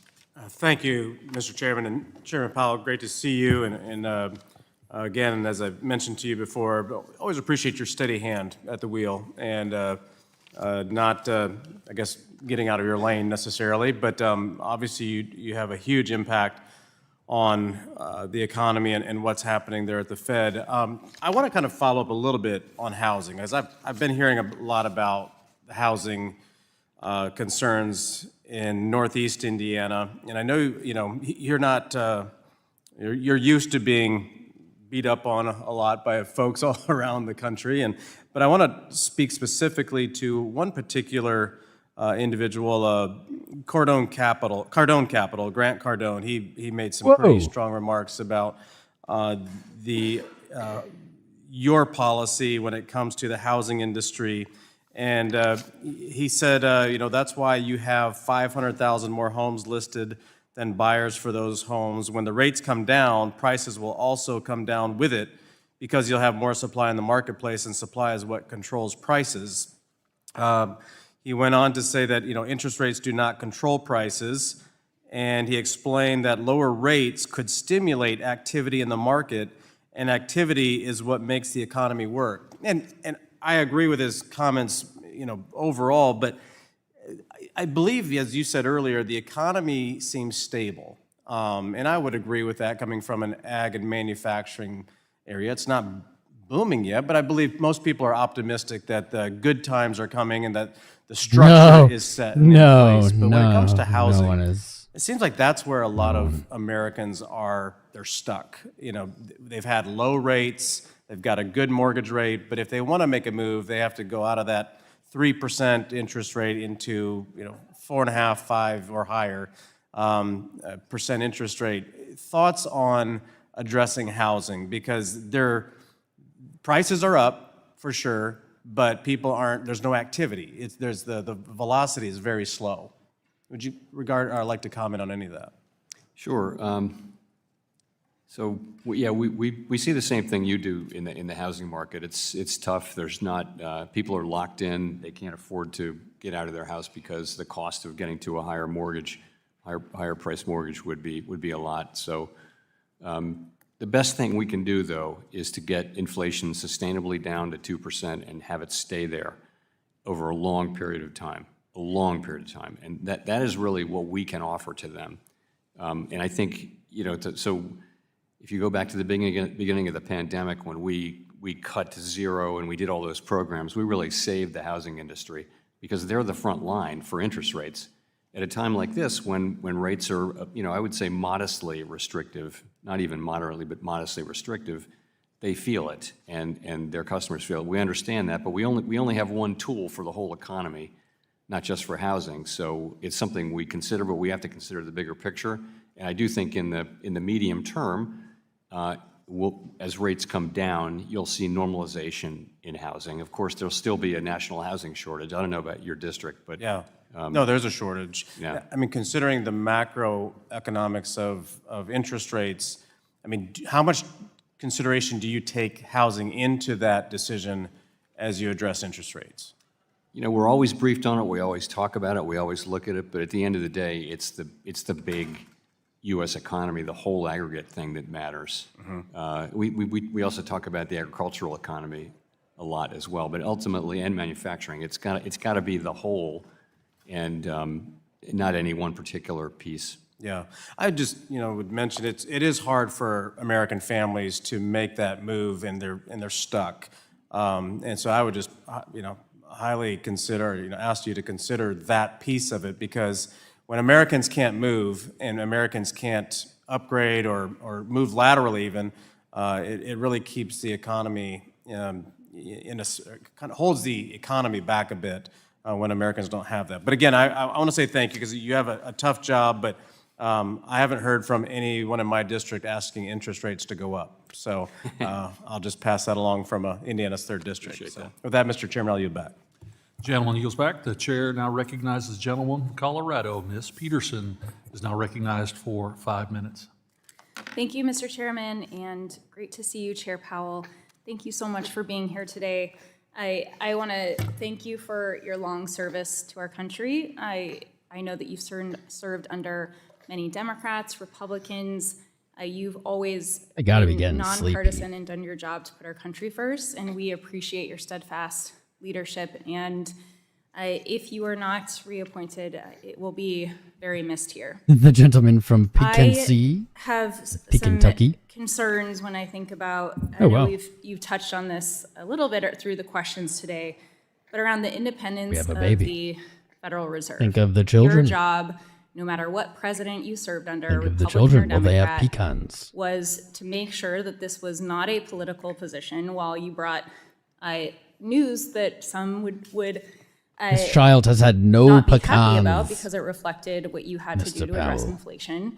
When I think about Look at the it. conversations we've had going through the global pandemic and the economic fallout. Or and lots of how, pecans. Either way. We had to infuse money throughout our country to keep our services afloat, our businesses afloat. And while we suffered from inflation like the rest of the world, we had the quickest, strongest recovery.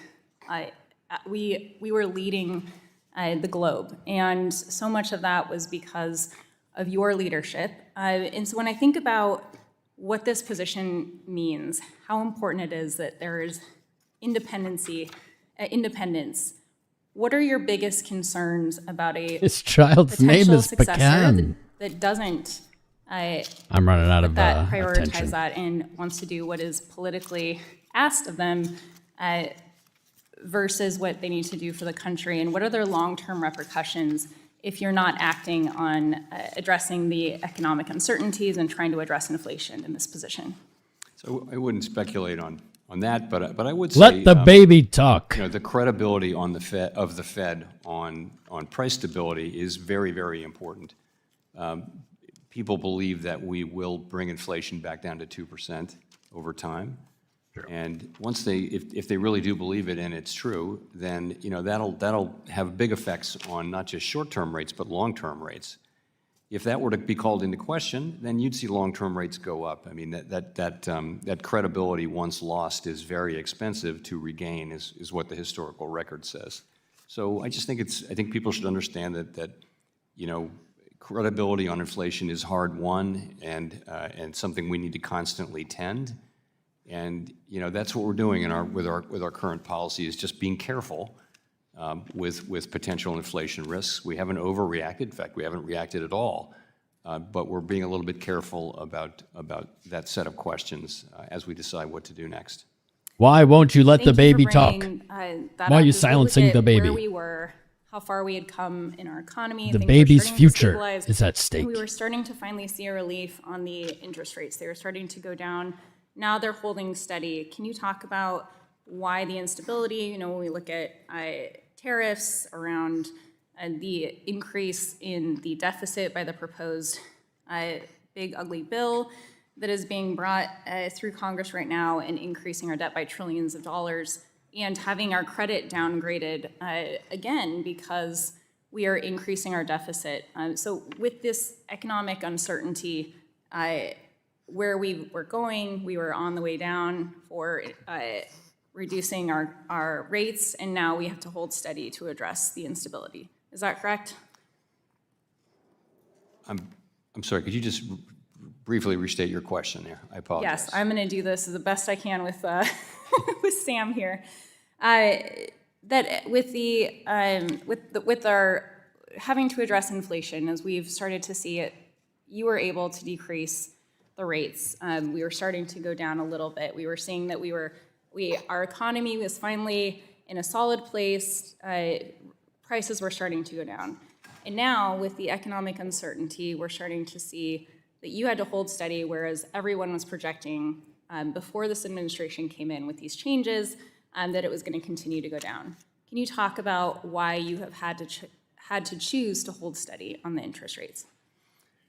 So we just, we stick to what we're assigned to do, which is maximum employment and price stability. We don't have opinions on fiscal policy or trade policy or immigration policy or any one of another, or regulation policy, other than that we have our regulatory responsibilities. And so we take what comes as it comes. And, elected politicians do what they do, and we don't criticize that. We don't have opinions about that. Gentleman's time has expired, and the gentleladies. Thank you, and thank you, Sam.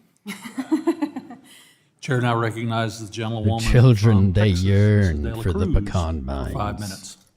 Thank you so much. And thank you, Chair Powell, for being here with us today. I am Congresswoman Monica De La Cruz, and I am from deep South Texas, a largely Hispanic district, a rural community right there on the border of Texas and Mexico. I serve as the Vice Chair for Housing and Insurance Subcommittee, and it's difficult for families right now to afford a home on an average paycheck. I'm committed to finding affordable housing solutions for the people in my community, but also for all over the nation. So, Chair Powell, mortgage rates remain significantly elevated relative to Treasury yields, with spreads well above historical norms. To what extent does the Federal Reserve believe its balance sheet policy, particularly the runoff of MBS holdings, is contributing to this widening, and how does that factor into your broader assessment of financial conditions? I don't think that our runoff of MBS is a particularly large contributor to that situation. I also think it's not just interest rates, it's so many things around housing now. It's insurance, it's materials, it's land acquisition, it's labor. There's so many cost pressures that are pushing up housing costs. Thank you. With that being said, moving on to an entirely different topic, if the Federal Reserve focuses on issues outside its dual mandate, there are more opportunities for policy mistakes. How can you ensure that no other climate policy work is being done at the Federal Reserve? So it is a big risk to our independence if we were to stray into areas where we shouldn't, that really aren't part of our mandate. And I would agree that climate is the biggest risk. So we really did the bare minimum. We did much less than I think people understand in the climate area. All we did was one piece of guidance, and then we ran one stress scenario, and by the way, didn't find anything. And I think you don't look to us to try to take on a bigger role or really to play any role in climate, which I personally think is an important issue and one that needs to be dealt with by elected officials. And for bank regulators just to step in and take that on without a mandate from Congress is is not a good idea. It's not a good solution, and it's not a good way to remain independent. Reclaiming my time, what kind of climate guidance did you make? So for just the big banks, I believe, we asked them to monitor to have a framework for which they would monitor their risks from lending. That's all it was. And I would say that that guidance is something we're looking at pulling back. When you say the risk for lending based on political climate change, is that correct? Well, the idea was that, the changing climate could, I'm not defending this, I'm telling you what the idea was. The idea was, climate change would cause certain kinds of assets to lose value, and that if banks are lending to in those areas or to those industries, then they should at least be able to measure. It didn't ban anybody from doing anything. It wasn't prescriptive. At the same time, you have the feeling that the side effect of it would be to discourage lending, and we don't want that to be the case. So that's why we're looking at it. Well, it does sound like that is policy that is based on political agenda. And when it comes to banking, it should not be based on political agenda, but instead on facts such as credit, facts as good monetary policy. So I would have to disagree with you on the fact that the Federal Reserve stayed outside of political agendas. When it comes to climate change, that is a political agenda, and I would have to disagree with you on that. Thank you. I yield back. Thank you for yields back. disagreeing. The chair now recognizes the gentleman from California, Mr. Sherman, who's also ranking member of the Capital Markets Subcommittee, for 5 minutes. We don't notice good bank regulation. Things just go smoothly. But in 2023, we saw the effects of inadequate bank regulation, where we lost 3 banks. There was a proposal that passed the House that would have cut the pay rate of your bank inspectors and regulators down to 70% of the rate paid at FDIC. So you would have been 70% of what the other major bank regulation agency did. I know you've announced things about headcount, but I'm focusing here on just the rate of pay. Fortunately, we were saved by not Superman, but Superwoman, Elizabeth McDonough, the Senate parliamentarian. But what effect would it have had on our ability to have good bank regulation if you had to go to all the folks in doing bank regulation at the Fed and say that their pay is going to be cut to 70% of the rate of pay over at the FDIC? Would have made it harder for us to attract or to retain personnel. It also would have knocked down something we've had for 90 years, which is a sort of a moat that allows us to take care of HR issues on our own without Congress. Gotcha. I've got a couple of questions I'd ask you to respond for in the record. The first is Section 899 of the big ugly bill, big beautiful bill, whatever you want to call it, enforcement of remedies against unfair foreign taxes. What this does is it imposes a tax on those residents of about 24 foreign countries should they invest in the United States, including in our treasuries.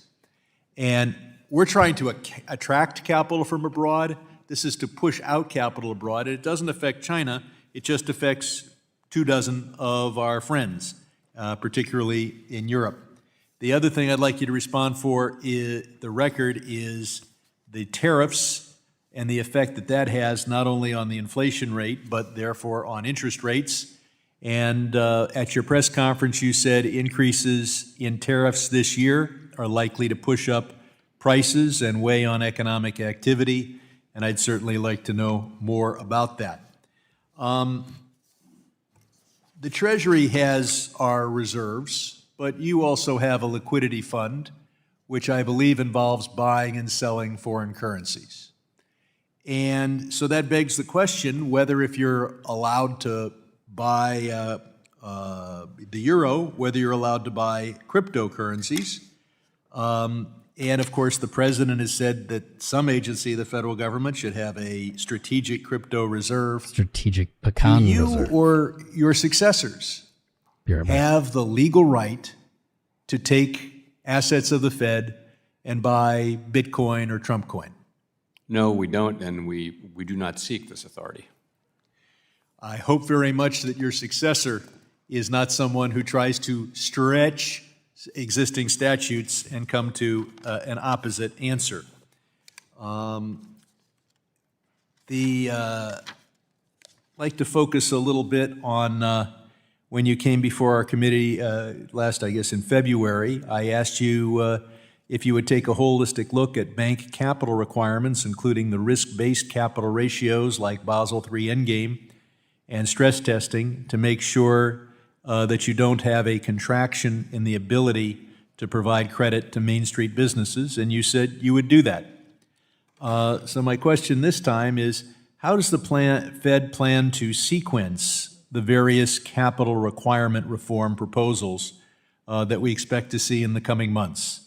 In what order will you proceed with reforms on Basel III weight risk capital, leverage ratio, stress testing, and the 𝐔SIB service charge, knowing that these have interactive effects? Can you tell us what the sequence will be? So I really do. This is the heart of what the Vice Chair for Supervision is assigned to do, is to bring proposals to the board, and I read that as giving her she's the one who will decide that sequencing. You're right there. There are many things, and it's really up to her to decide what's the timing, what's the priority, and I don't actually know exactly what she's only been confirmed for a couple of weeks, so we're just getting going. With you as the head of the agency, even if she is supposed to decide the sequencing, that your agency would tell us what the sequencing is going to be, and understand how important it is for people to know what the order those various regulations Gentleman's will time have, has and I expired. yield back.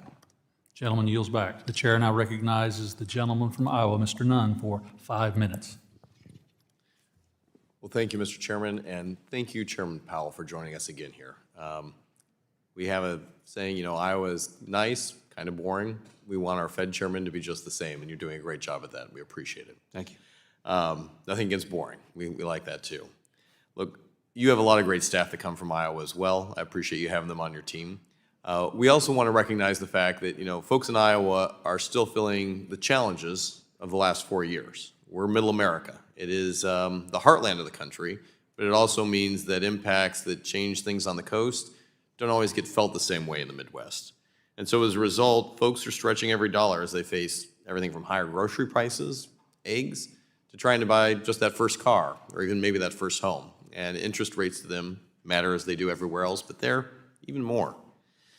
Now, I will offer, the president has made great strides in making progress for Iowa families, and wage growth is moderating nationwide. Many Iowans still feel, though, that inflation spikes impact them.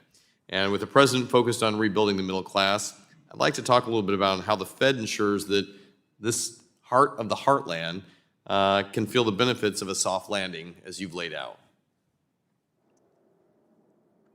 Oh, you're asking me how you will feel the benefits of the well, I would think pretty open-ended question. So I think, our goal is to keep the economy strong, the labor market strong, and price stability fully restored. So that's really what we can provide, is a long period of stable prices, and we define that as Chairman Greenspan used to, which is people can make economic decisions in their families and their jobs where they don't have to think about inflation all the time. And we're getting back closer to that place, but we're not quite there yet. That's the main thing we can now do. And once we restore price stability, very soundly, that gives us the ability to react more strongly to downturns in the economy without having to worry about inflation.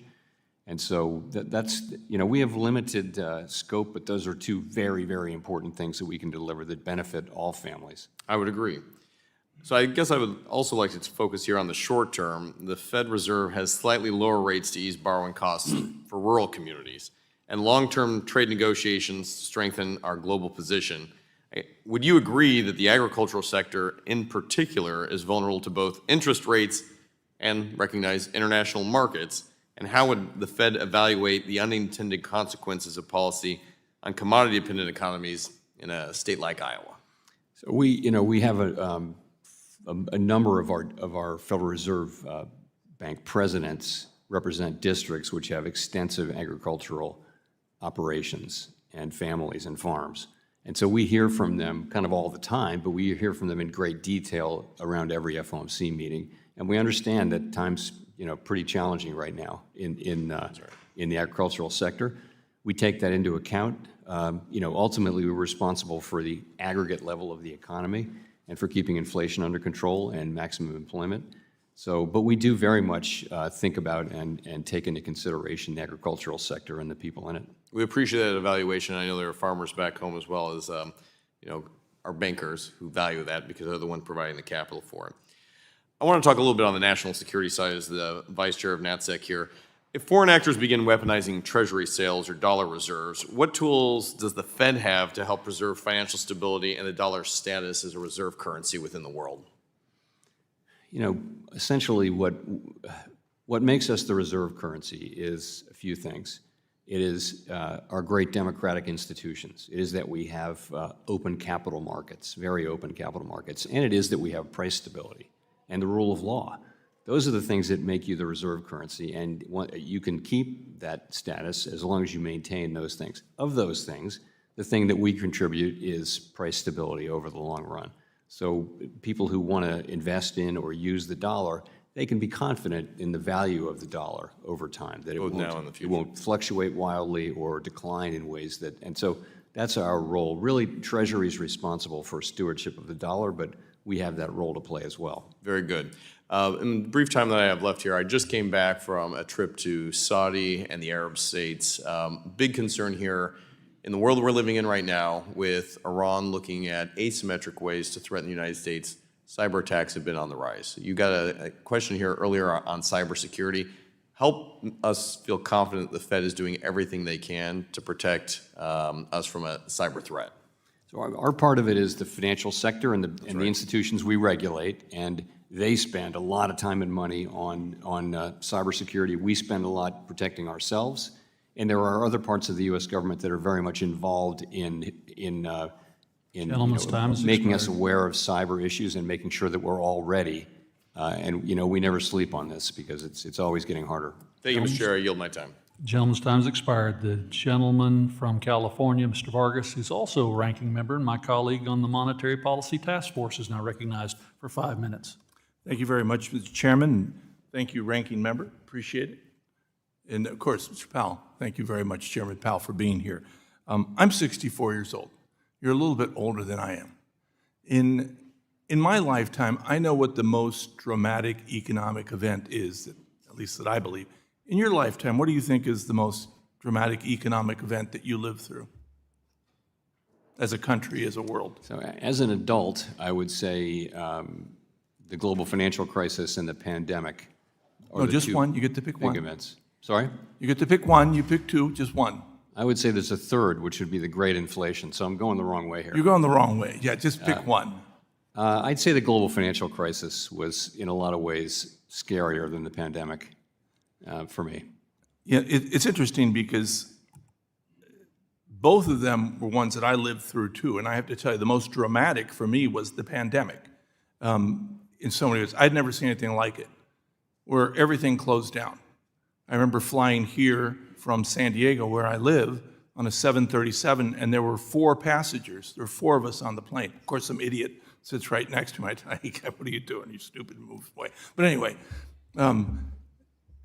it is interesting that we didn't fall into the recession. We didn't fall into a depression. I was really scared about what was going to happen because of the way we closed down. We didn't know it was going to go. We didn't know it was going to happen. And I think a big reason for that was the sort of the strength that we had at the Fed, and the country came together and said, we're going to figure this thing out. And we did that. You didn't panic.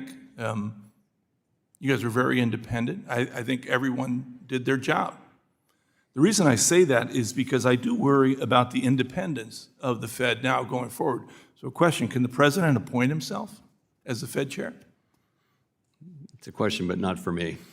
You're the Fed chair, you should know. You should know what the requirements are to be the Fed chair. Can he appoint himself? I don't know. You don't know that question? What is, well, you're the Fed chair, what is the requirements to be the Fed chair? Nominated by the president, confirmed by the Senate. I think you probably have to be a U.S. citizen probably, but I'm not sure. Okay, so far it seems like the president fits those. He's a U.S. citizen. He can propose himself, and I assume that the senators over there could confirm. Why couldn't he become the Fed chair also? Again, not a question for me. Okay. I wouldn't speculate. The reason I ask that is because, again, I do think that we have a great system because of the independence of the Fed. And it worries me that more and more, and I assume, I'm not going to ask you this embarrassing question, although I would like to, whether you read all the things that he says about you. I'm sure you do, or some people tell you. Yeah, but I won't tell you what they are. But I'm glad you've been independent. And I think that that's so important because you do look at long terms. It's not missed on you. You know that we want you all to lower the rates. You know that, both sides, right? You get that. The answer could be yes or no. Honestly, I'm not sure I do know that. I talked to a Well, lot I of can members say from our privately. side, we'd love to see the rates go down. And I've heard from a number of my colleagues on the other side, we'd love to see the rates go down. I talked to I a think lot of that pretty members who unanimously say would like to see it. privately, you're doing the right thing. I hear that from a lot of members privately. Yeah, oh, But in any good. case, we have to do, we're appointed and confirmed, my colleagues and I, do what we think is right. That's exactly right, and that's why I say it, because I think it's not lost on you that we all want the rates to go down. In fact, it's really real when you say, someone's locked in at 3% at their house, their interest rate, so they don't want to move and get a 7% rate. I mean, they don't want to pay that. That's real. My colleagues mentioned that, and that's truthful. And that's why it's so important to be independent. Now, lastly, I do want to ask, because again, it's so darn important to have an independent Fed chair and an independent Fed. Secondly, the dual mandate. I respect the chairman very much, and he's a friend. I hope that doesn't hurt him politically. But that being said, he did ask you a question about the dual mandate in a way that he quoted somebody else and said, is that the way you see it? I do want to see, how do you see the dual mandate? It seems to me that you gave a little bit of a preference to price stability over maximum employment. Is that the case? No, I think the two things are equal under the law. But if the thought is, we haven't defined it in exactly the way that the chairman said, but notwithstanding that, I do think it's a reasonable way to define it, which is the maximum employment is the maximum level that's sustainable or consistent with price stability over the long run. That doesn't make it, to me, an inferior goal. Gentleman's time has expired. Thank you. I think it's you, kind Mr. of Chairman. implicit in a way. The chair now recognizes the gentlewoman from Michigan, Ms. McLean, for 5 minutes. Thank you, and thank you so much for being here. I appreciate it. As a business owner, small business owner myself, access to capital is extremely important to me. So I want to talk a little bit about the Fed's balance sheet and just get a better understanding of how we're thinking about it. I mean, some experts say that the Fed's balance sheet or large balance sheet is distorting the markets and keeping long-term rates, let's say, too low. Also, I think it limits the access to capital, right? Historically, if I'm accurate, the balance sheet's been about $4 trillion prior to the pandemic. Then we raised it, we almost doubled it to about $9 trillion, and now it's on a kind of a downward trajectory to about 7.2, again, if my math is right. Do you think we're on the right track in shrinking this balance sheet? I do, yes. I'm trying to get a sense of what the landing spot, in your opinion, should be. Do you think we'll get back to the $4 trillion? No. So we're in what we call an ample reserves regime, and what that means is that the quantity of reserves, demand fluctuates, and this means the quantity of reserves can fluctuate without affecting interest rates. And we think that's a good thing. What that means is there's going to be a lot of liquidity in the banks and in the financial system. That's a good thing. There wasn't enough liquidity before the global financial crisis. That was one of the problems. We have some shrinking left to do on the balance sheet, but we're not going to get down as far as you asked. Where do you think we'll land? Because let me start. I'm sorry. Where do you think we'll land? You know, I can't give you an exact number, but, you know, we're going at a pretty modest pace now. We've slowed down, kind of cut in half twice the speed. We think we can go for a good while at this speed, and we'll learn as we go. So you think the trajectory, so to speak, will remain? Yes, and I think the fact that it's quite a gradual trajectory now is going to enable us to find that level that is ample and not scarce. When reserves are scarce, you get a lot of volatility, and that doesn't help. So I think that's a good framework. You know, the ample reserves framework, I think, serves the country well. And you're not concerned in terms of the access to capital? I mean, as a business owner, that's what I look at, is I got to be able to get capital, and some people are saying, you know, we're really hanging on to our cash. I think if, you know, honestly, I think if you took the trouble to go back to a much smaller balance sheet, it would have no effect whatsoever on capitalability for companies. It wouldn't do that at all. We're not pulling capital away from companies. That's not what's happening. It's just you have a big balance sheet where there's a lot of liquidity. The result is there's a lot of liquidity. Banks have, you know, are flush with liquidity for the most part, and that actually enables lending. It probably wouldn't have much of an effect one way or the other if you went back to a smaller balance sheet. So you're comfortable with the liquidity? You're comfortable with the access to capital? Excuse me. I mean, you know, we look at credit availability for smaller businesses, and, you know, right now conditions are a little bit tight. Yeah, it's tough for people in my district. I would say that they're not terribly tight, but we do see that there's some tightness, but that's not really a function of the Fed's size of the Fed's balance sheet. That's just that banks are perhaps a little risk averse in this uncertain environment. I think it all goes together and is kind of intertwined, but I appreciate that. I want to just switch gears a little bit. Are you seeing any signs of financial instability building beneath the surface that we may not be seeing maybe on top of the surface, whether it's in commercial real estate, private credit, regional banking, anything you're seeing underneath the surface that could derail the growth path?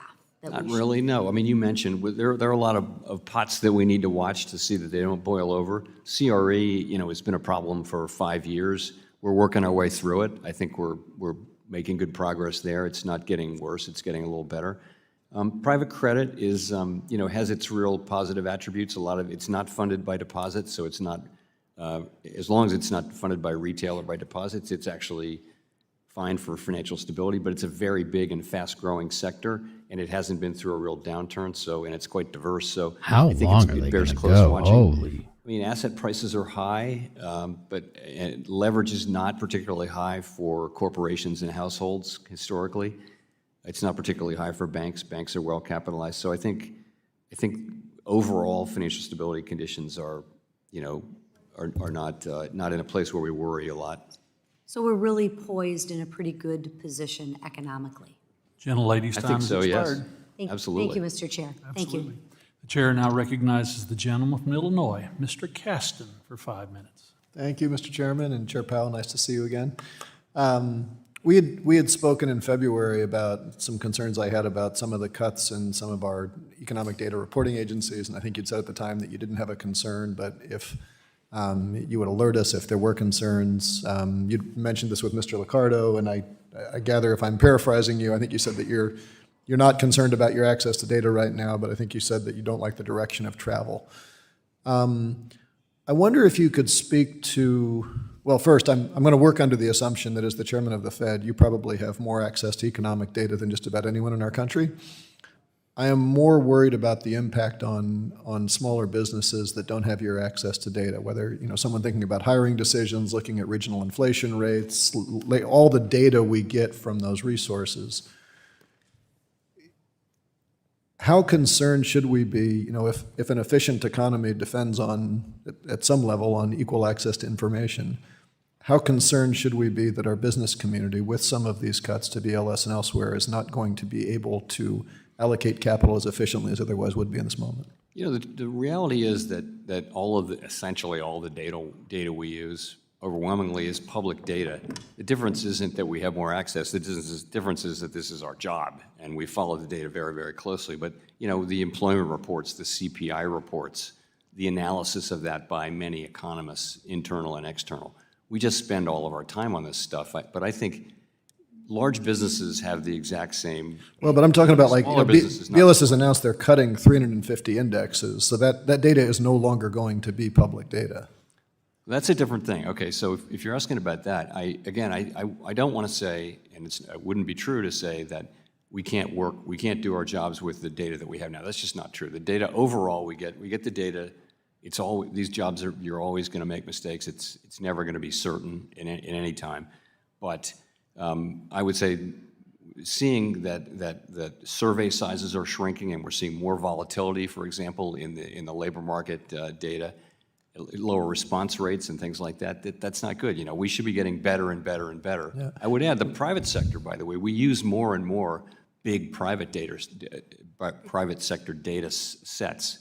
And that is a relatively new thing for the last 5 or 10 years. Yeah, and oftentimes it doesn't replace the U.S. government data has been the gold standard. Yeah, and I guess I get concerned because some of those data sets, of course, you have to pay for, and not every business can afford that. I want to, staying on the data point and picking up on what Mr. 𝐒𝐲𝐬𝐬s was saying, I think only a fool would predict they know what's going to happen in the Middle East right now. But I get concerned that we have, trying to handicap, the Saudis have been very open that they would like to not see the price of oil get above a point where they're going to lose market share, much to the dismay of U.S. frackers. U.S. frackers have been wanting to see it go the other direction. I don't know how to handicap which group is going to have more impact on Trump right now. But I would like to have some smart person out there taking a position on what is happening in oil markets. And the Energy Information Administration has now announced they're not going to run the International Energy Outlook anymore. Should we be concerned about that piece of data as we think about what's happening in global energy markets right now, given all the pressures between various suppliers of where they'd like to see the price go and the wild card that is Iran and the Red Sea? You know, I don't particularly know that specific report. You know, I know there are many entities that do data analysis around energy and oil and the availability of it and the price of it and all those things. So I can't speak to that one report. Okay, well, I mean, again, just my own experience before coming here, I relied a lot on that, and if I was in my past job, I would now basically have to rely on the International Energy Agency, which in general was not as robust as the DOE data. And so it's a gap. And I guess maybe I'll just close with, you know, I think a lot of this gets tied together with the Office of Financial Research, which would presumably be synthesizing a lot of this information for you. Your predecessors, Janet Yellen and Ben Bernanke, both recently urged the opposition to cuts in Office of Financial Research that are in the bill that the Republicans are pushing through. Do you share your predecessors' concerns about the importance of that agency to synthesize some of this disparate things so that you can do your jobs, that the American people can do your job, or do you share the views of the Republican Party that that agency is not necessary? You know, I'm not going to take a position on the bill, on the reconciliation package on specific issues like that don't relate to us. I will say generally, I'm a big fan, and everyone at the Fed is a big fan of good data collection. Gentleman's time has expired. The chair now recognizes the gentleman from Montana, Mr. Downing, for 5 minutes. Thank you, Mr. Chair. Our national debt now exceeds $36 trillion. Congressional Republicans have made it our mission to rein in out-of-control spending, from repealing the Green New scam, enacting common sense Medicaid and SNAP reforms, and rescinding wasteful spending. Mr. Chairman, you have repeatedly said our national debt is not currently at an unsustainable level, but it is on an unsustainable path. Can you describe what the point of no return looks like when our debt reaches an unsustainable level? So there's no way to know exactly what that is, but ultimately, if the debt is growing substantially faster than the economy, by definition, at some point, it will not be sustainable. So, we don't have oversight responsibility over the fiscal authorities, but that's traditionally what my predecessors have limited themselves to saying, and I'll say it too. And what effect would that have on the economy? So you'd see, you'd see rates go up. It would be very challenging to, I think if you wait too long to fix the problem, you'll have to fix the problem eventually. If you wait too long, it'll be much more painful. Yes. I believe the U.S. dollar status as the global reserve currency is essential. It allows the U.S. to borrow at lower costs, which stimulates economic growth and increases standards of living. The Trump administration is actively negotiating to ensure we are no longer taken advantage of by our trading partners. At a previous Monetary Policy Task Force hearing, all of the witnesses agreed that the recent volatility in the Treasury markets did not permanently damage the dollar's global reserve currency status. Do you agree? I do. Thank you, sir. Oh, my God. Let me turn to oversight of the Federal Reserve. I certainly believe that had the Federal Reserve responded faster by raising interest rates earlier to combat the inflation crisis of the previous administration, that interest rates would not be as high as they are now. I hear frequently that from my constituents that they're increasingly getting priced out of the housing market while interest rates remain near record highs despite the rate of inflation coming down. So, Mr. Chairman, I appreciate the Fed's increased transparency under your leadership, and you've always welcomed congressional oversight into the Fed. And I also appreciate the comments you've made about the limits of our knowledge demanding humility. So with that in mind, can you point to oversight practices of other governments into their central banks that could be replicated with the Federal Reserve? That's an interesting question, and I want to think about that. I'll come see you and we can talk about that. I think you, sir. we have effective oversight from this committee and from the other committee in the Senate, and I think that's important. Would you be supportive of an outside independent group of analysts or economists that conducts a periodic review of the Fed's economic assessments and modeling? So those are ideas I'd like to think about and discuss privately before. So do you have any other ideas to increase oversight in the Federal Reserve?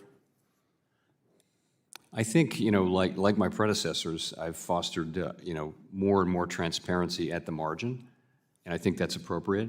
I think transparency is critical if we're to maintain our democratic legitimacy. So I've tried that, but I'll devote some more thought to that question. Well, I look forward to following up, and I thank you for your responses. And on that, Mr. Chairman, I yield. Are they ever going to have Gentleman yields back. lunch? The chair now recognizes the gentleman from Are they Texas. ever going to have Gonzalez lunch? For 5 minutes. Thank you, Mr. Chairman, and thank you, Chairman Powell, for being here with us today. I understand commenting on some policy issues are outside of your purview, but I have one that I think is heavily impactful on the American economy right now, and I want to underscore the scale and impact of the ICE raids that we're seeing across the country. Pew Research estimates that over 10.5 million undocumented individuals live in the United States, more than 3.3% of the population today. And according to the nonpartisan American Immigration Council, removing this workforce could cost the U.S. economy between 1.1 and 1.7 trillion in GDP and billions in tax contributions, including 22.6 billion in Social Security and 5.7 billion in Medicare funds that are increasingly critical as our population continues to age. These are resources undocumented have been here for a long time. Many of them have been here for a very long time. That's why I plan to introduce the Save the American Workforce Act, which would establish an employee-sponsored temporary work authorization for undocumented immigrants who have been in the country for 3 years or longer and have never been in any kind of trouble, no criminal liability or nothing else. Additionally, last week I sent a letter to President Trump urging him to halt indiscriminate deportations and issue an executive order that would do exactly what my bill does to protect American businesses that need a workforce. We have the last I heard, I think we have 7 million open jobs. We have a record low unemployment, which is great, but we have 7 million open jobs that we cannot fill by American workers. What economic consequences would we face if these individuals were removed from the workforce, even further hurting the situation that we're in? Could this disrupt even more the economy even more severely than what we experienced during the Great Recession? So, as you might expect, Mr. Gonzalez, immigration policy is just not for the Fed to comment on or to, let alone make, and so I'm reluctant to engage with you on that. Okay. Okay, I want to talk to you something a little differently. We have, and this is a banking issue, banks are making, billions of dollars of construction loans across the country that are timelined, and contractors are not are not able to fulfill their obligation because they don't have a labor force in the middle of the jobs to finish. I mean, I'm hearing stories in Texas, at least, where people are pouring concrete at midnight. Are y'all having any kind of conversation with the administration on how this could impact the economy and our GDP? So we have very deep connections all over the country through the reserve banks, and we hear some of the same stories. But for us, you know, we're not the policymakers here. We're not. We don't report this to the administration. We don't just publicly, have a view on it. It just is what it is. So, yeah. Our responsibility, maximum employment, price stability, many other factors affect those goals, but we don't make those goals. We don't make the policy in those extraneous areas, which include things like energy, for example, or immigration, or fiscal policy, or any number of things. We try to stick to our knitting because that's how we remain independent. Yeah. We're living such unconventional times that I would love to have that. It would be great if y'all were having those conversations in the administration. But moving on, Please move the U.S. on. dollar has also long been the world's dominant reserve currency, but that position is facing growing pressure. As of 2024, BRICS nations led by China and including Brazil, Russia, India, and South Africa have stepped up efforts to reduce their reliance on the dollar in global trade. China, for instance, has expanded the use of the yuan in energy transactions and cross-border payments, while BRICS is actively developing alternative payment systems that could erode the dollar's global role. At the same time, inconsistent and unpredictable economic policies from the White House have contributed to a drop in the dollar's value, now at its lowest level in 3 years. What risk does a weakening dollar pose to our economy, particularly to U.S. borrowing costs, inflation, financial stability, as China and BRIC nations expand their efforts to challenge the dollar's global dominance? So, by long agreement and custom and tradition, the Treasury Department has responsibility for the dollar and dollar stewardship. I would say we also, are involved in payments policy, and we're very aware. We and the other major economy central banks are very aware of other payment developments, and working on ideas to make sure that the payment systems that support the dollar and other other Gentleman's major time has currencies expired. of the democracies are well supported by that infrastructure. Thank you. I yield back. Gentleman's time has expired. The chair now recognizes the gentleman from Florida, Mr. Ardopoulos, for 5 minutes. Thank you very much, Mr. Chairman, and thank you, Chairman Powell, for being here today and answering these questions for us. It's very much appreciated. Looking back over the last few years, I think the question a lot of people have been asking me as they really were suffering through the challenges with higher prices across the board. I know they got as high as over 9% inflation in 2022. And there was a lot of discussion about, was it Ukraine, was it transitory, was it post-COVID? What was the reason? As you look back now in those years, and this is your field of expertise, if you look back and you're teaching a history class, what would you blame the increase in prices on back at that time period? So I'll start with the fact that it was extremely global. So we saw there literally was a point at which not a single country in the world had inflation 2% or below. So it was everywhere. So you have to look to common factors. And I would say that the pandemic and the closing of the global economy and then the reopening of it, in all cases with some support, that's a big part of the story. Clearly, though, there's a role in that for fiscal policy. There's a role in that for monetary policy. And I like to think all of those factors were involved. And but when it happens everywhere in the world, you can't look to one thing. You got to look to a common factor, and I think that common factor is what happened around the pandemic. Sure, good. And to build on that idea, I hate it Monday morning quarterback, but if you had to do it over again, you had this opportunity, as you know, the rates stayed pretty flat in 2021 as inflation creeped up. What would you do differently today if you had the opportunity to look back and make some changes? I have perfect hindsight in this. Yes, sir, if you had it, yeah. Sure. So I would have raised rates a little earlier. I honestly don't believe it would have made much difference to the outcomes, but we would have looked a lot smarter. But that's something I would have done. The other thing is, ultimately, we did get all the way back to 2% inflation just about without having a big increase in employment. So That was not at all expected. So I don't know how that would have affected my behavior, but somehow things really came out much better than everyone had anticipated, was that it would take, high unemployment to restore inflation, but it didn't. And the other pressure point that I hear a lot of people talking about is this idea of the tariff issue. I've heard for months now that the sky is falling, but it seems at this point at least that the inflation rate is pretty steady. And how many months of steadiness do you need before you might look at an even larger rate cut from the 4.33 I think we have today? Yeah, so you're right. Inflation, the non-tariff parts of inflation that we've been working on for 3-4 years are behaving really well. And that was our forecast, but it's good to see it coming true. I would say we expected that tariffs take a while to work their way through the distribution chain, several months. And I would say we would expect to see meaningful effects, kind of June, July, August. And if we don't, we'll be learning something.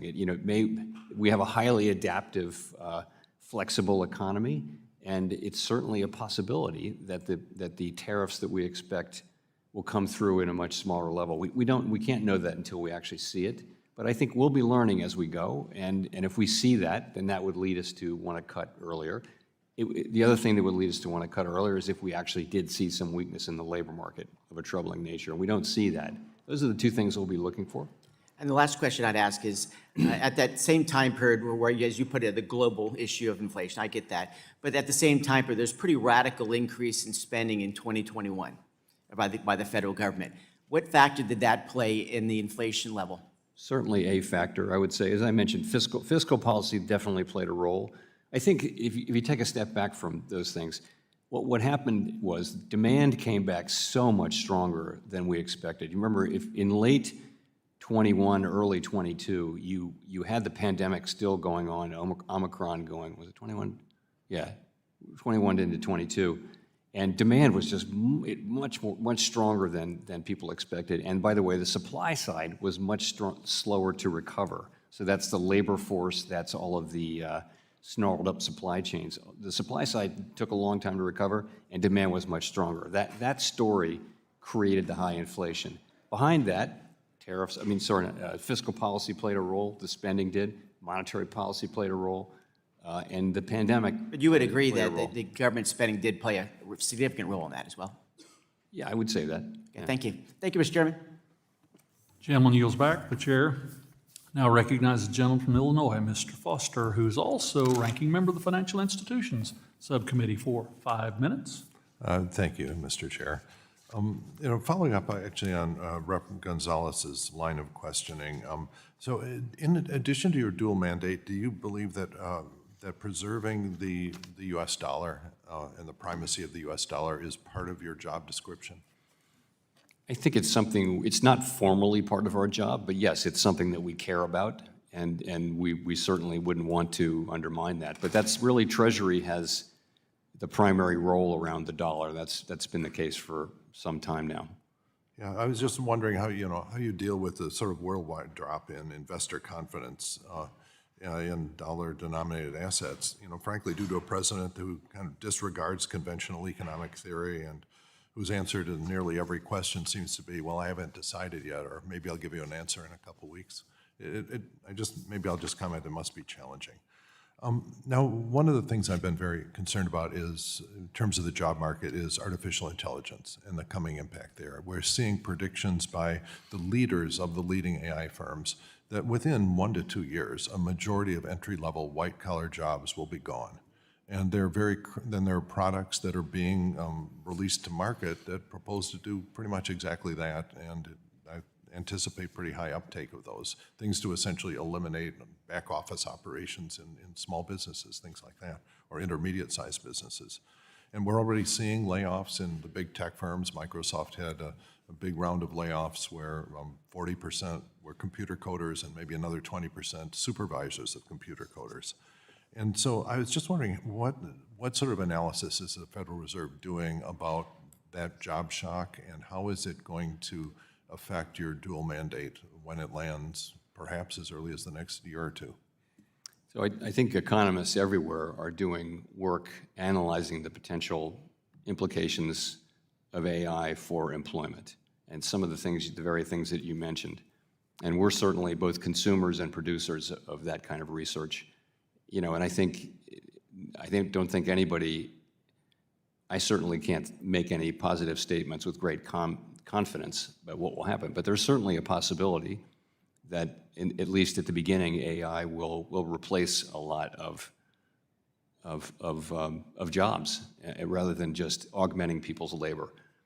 Over a long run, the history shows that generally new technology raises productivity and creates new jobs over time, but it can be disruptive in the very short term. And AI, anyone who's been exposed to AI has to be kind of stunned with what it's capable of.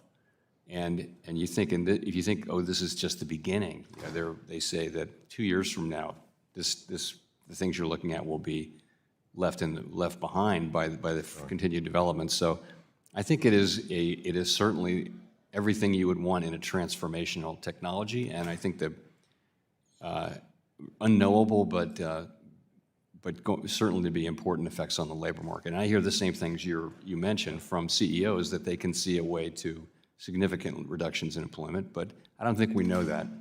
Yeah, but the question is, are you developing a playbook for this shock? You know, and part of your job is to look at tail risk, and this is probably not even a real tail risk at this point. You know, a lot of the CEOs think it's more probable than not. You're seeing law firms just not hire the same number of junior associates just across the economy. Are you actually developing a playbook in case the shock is real, and what you may or may not be able to do with monetary or other policies? The playbook is really in your hands and in the private sector's hands. We will be trying to maximize employment, and that will be what we do. And we'll try, at the same time, we maintain price stability. Yeah. So we don't have the tools to. You're talking about transitioning people into new jobs and new lives, and before AI wipes out those new jobs you're retraining them for. Yeah, okay. Well, but you know, think about it. I urge you to think about it, and what you will do if that job shock hit. So last week, Fed put out a request for information on ways to mitigate check and payment fraud. Despite a decline in the use of checks, check fraud is really very prevalent. And I was happy to join Chair Hill in sending you a letter and other banking regulators, as well as FinCEN, urging action. Can you summarize what you have in mind doing in response to that letter, or what you've learned the outreach that resulted from it? So this is on the check fraud thing. I just know we just started a request for information, and I think we're starting a process of gathering a bunch of information, and really focusing on that issue. Okay, and if you could say what you're actually going to do in response to that. Gentleman's time has expired. Thanks. Thank you. Yield back. Gentleman yields back. I now recognize myself for 5 minutes. Chair Powell, we've discussed this several times before, but the issue remains, so I continue to raise it. I sent you a letter several months ago urging you to seek public comment and permanently revisit the SLR and ESLR, particularly given the constraints current calculations places on market participants' ability to intermediate in the Treasury market. I'm glad to see that you're meeting tomorrow to discuss the issue. And I know you've discussed this with Mr. Flood, but I want to clarify a couple of things. The last time you testified before the committee, you said you were concerned about the levels of liquidity in the Treasury market, and that one obvious thing to do would be to reduce how binding the SLR on intermediate capacity. Are you considering changes in the SLR and ESLR, and will you consider exempting treasuries and reserves from the SLR and ESLR?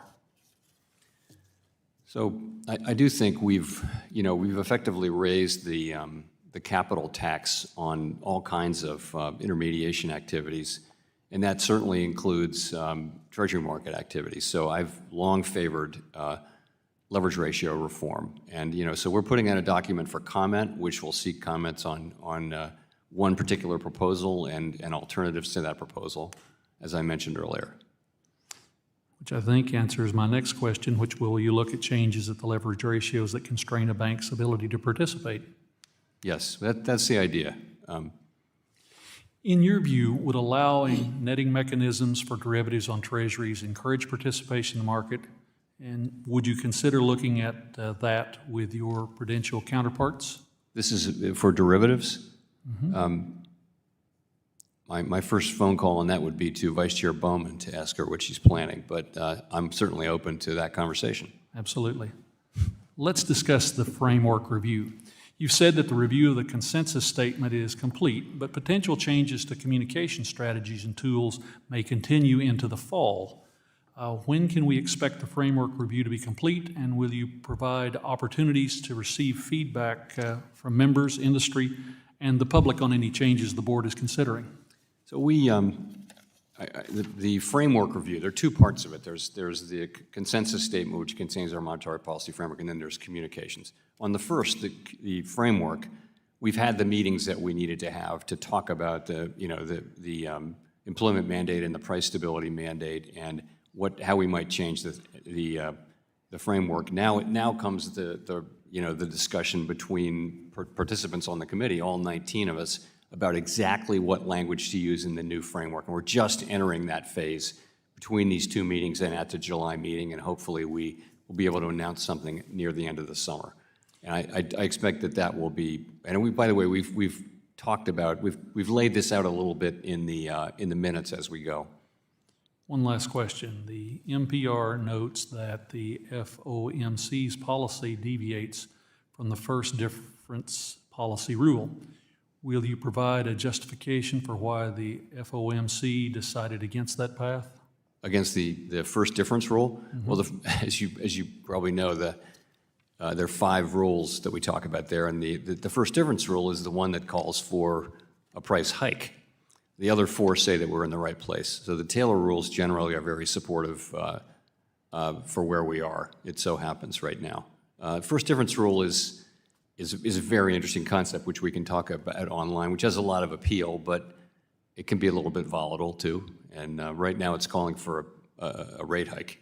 The other 4 are calling for us to hold our policy where it is. The irony. Thank you, Mr. Chairman. I yield back the balance of my time, and I turn to the gentleman from Oregon, Mr. Bynum, for 5 minutes. Ms. Bynum for 5 minutes. All right, thank you, Mr. Chair. I want to start off with just kind of a foundational belief I have. This big, beautiful bill is trash, and it's actually increasing our costs. But thank you for being here today. I was just back home and saw firsthand that businesses across the country, across my state, are worried about inflation and rising costs, and particularly for our state where we make chips, we import, export agriculture, and we have apparel. So just want to level set there. My Republican colleagues have actually been focused today on asking you to lower interest rates, but they're seeming to ignore the market chaos that the president has caused. So my first question is, it's my understanding that one of the key responsibilities of the chair of the Federal Reserve is to stabilize prices and fight inflation. Is that right? Yes. By my count, the President Trump, has changed or announced a new tariff or a delay of previously announced tariffs 19 times. And so has the president's ever-changing tariff made it easier or harder to stabilize prices and fight inflation? So I by practice, never comment on things the president does or says. Has the administration's policies on tariffs... Or the administration. Has the change in policy on tariffs made it easier or harder? So it's not up to us to judge these changes. These are things that elected politicians get elected and do, and it's just not our job. You know, our job is to provide stable prices and maximum employment to the public, and that's what we do. So we do expect there will be a set of price increases from, some of the price increases from tariffs will flow through to the consumer.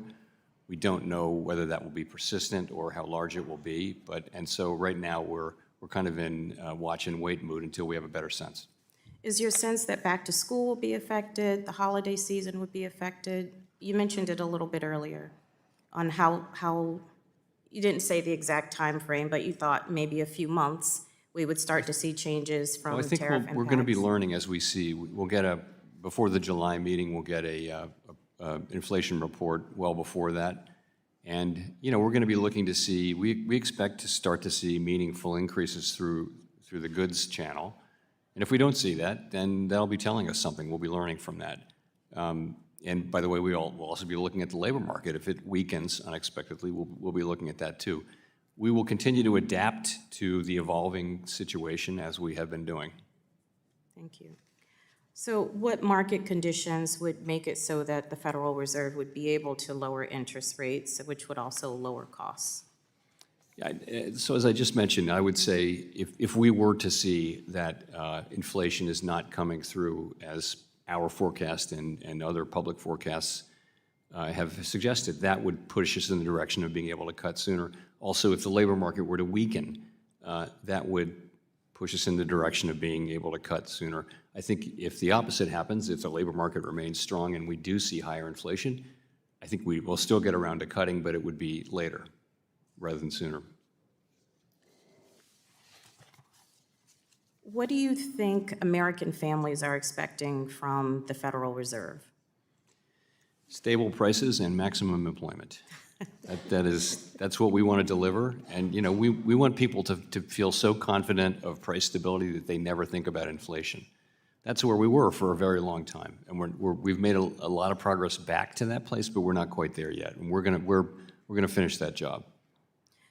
Is there a plan that the administration has presented on how it plans to lower costs as opposed to providing tax breaks for billionaires? Again, it's really not up to me to discuss the administration's priorities or policies. I'm going to quickly switch gears here. It seems to me like you're under a lot of pressure from the president to address the national debt. True, false? Sorry? Are you under pressure from the president to address the national debt? So our role is maximum employment and price stability. Fiscal policy is the responsibility of Congress, and so it's not really within our ambit. I think that despite all of the talk about national debt, this big, beautiful trash bill, continuing to do that will actually raise the national debt. So thank you for answering the questions today and continuing to work to lower costs. And the lady's time has expired. Thank you. Thank you. The chair now recognizes the gentleman from Kentucky, Mr. Barr, who is chairman of the Subcommittee on Financial Institutions, for 5 minutes. Thank you, Mr. Chairman, and thank you, Chairman Powell, for the generosity of your time. We're at the witching hour, but appreciate your endurance.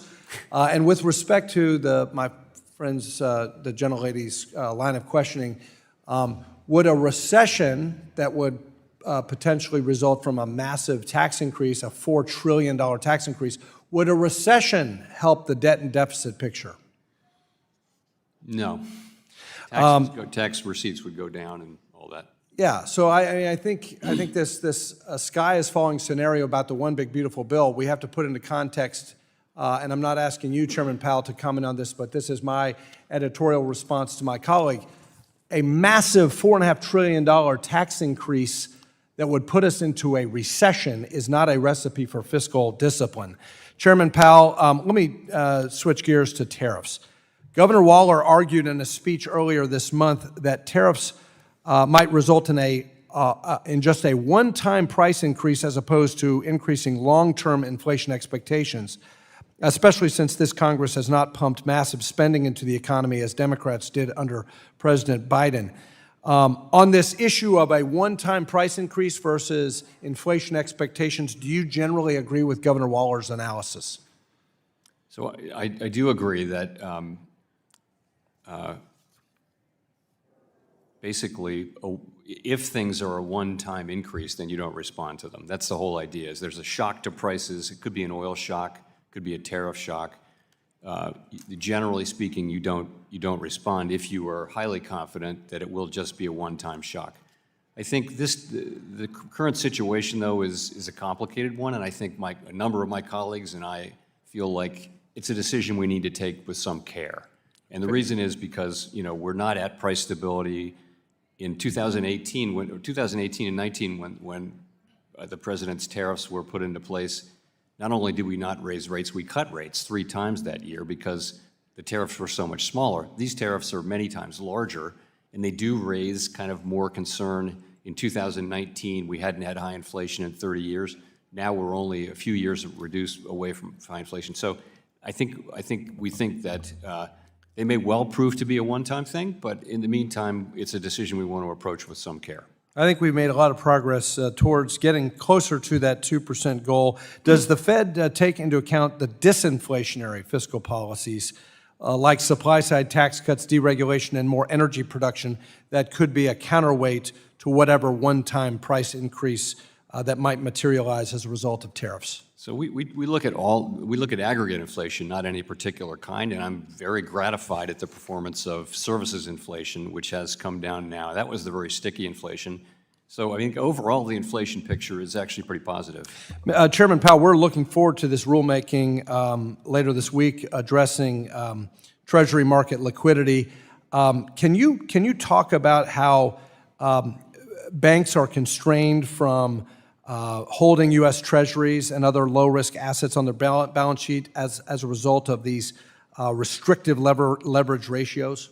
Yes, when banks are bound by the leverage ratio, when that's the binding capital constraint, then that's going to make low-risk, low-return assets, something you don't want to hold. And so lots of fairly low-risk intermediation, including Treasury market intermediation, gets taxed to the point with capital requirements that you just see less of it. So I've always thought that it would be better if we had a leverage ratio that it was a backstop rather than the binding thing, and that's what this proposal is going to do. Well, let me preemptively thank you and Vice Chair of Supervision Bowman for working on SLR reform to accommodate more bank holdings of treasuries to stabilize our treasury markets. Finally, I'm pleased to see that the Fed join its interagency counterparts and announce that you no longer plan to consider reputational risk in your examination process. Senator Scott and I introduced the FIRM Act to stop the weaponization of the supervision process, to stop the targeting of politically unfashionable groups. Our bill requires regulators to focus on the true risks as opposed to political factors. What was the Federal Reserve's thought process in implementing this common sense reform?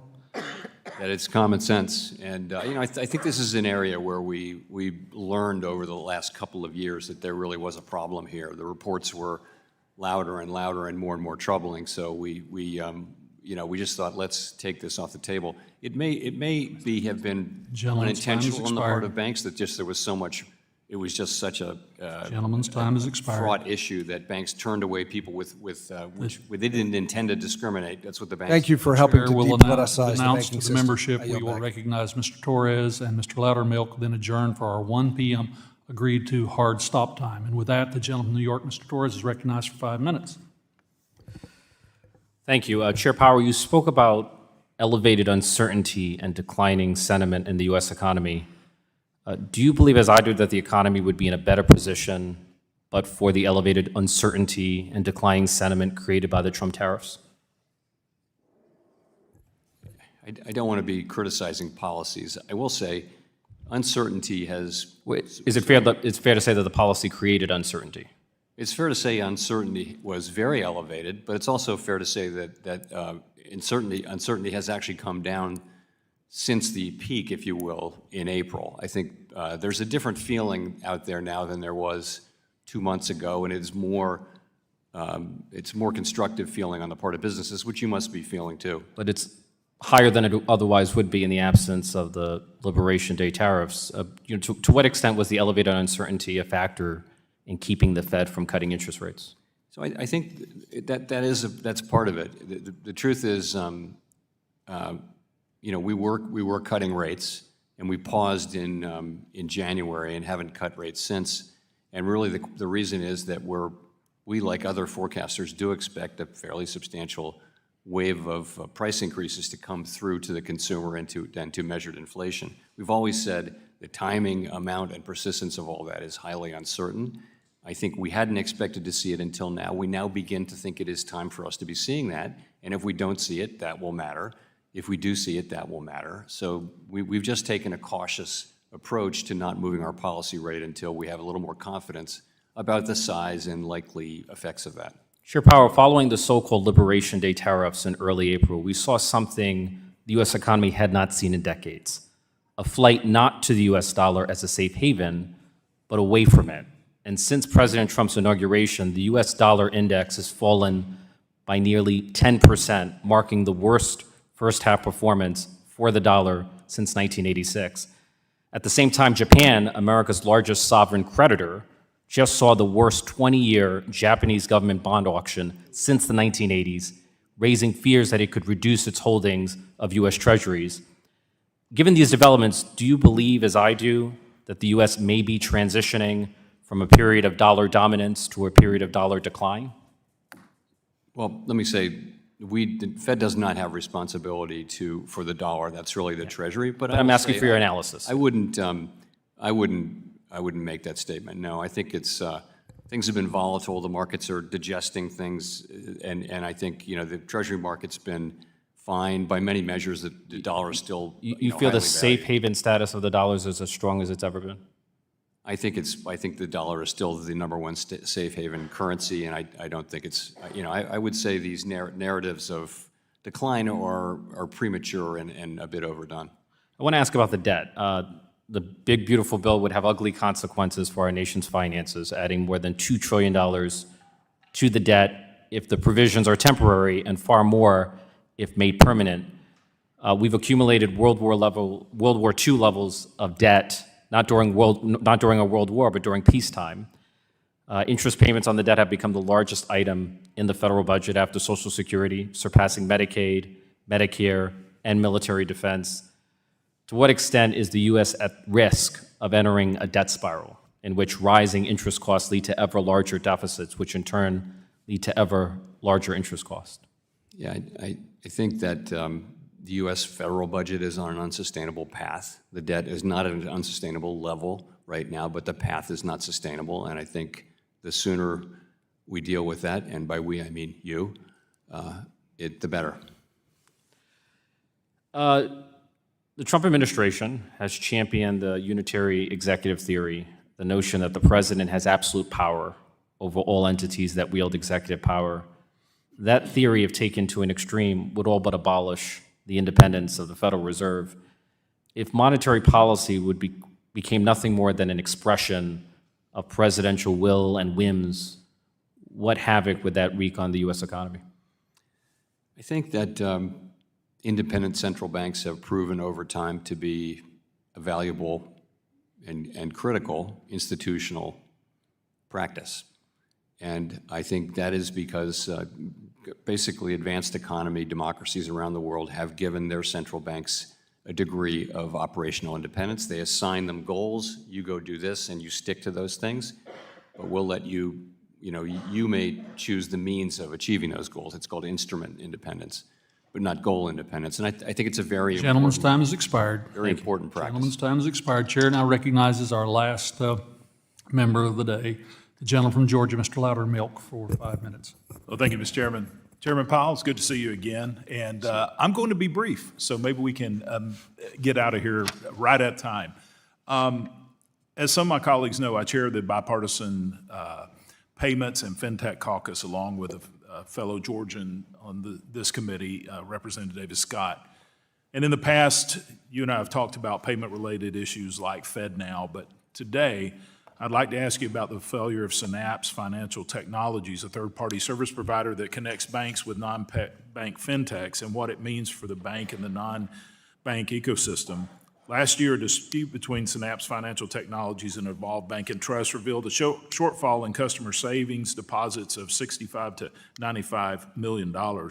There are still thousands of individuals who are not able to access their funds, including some of my constituents.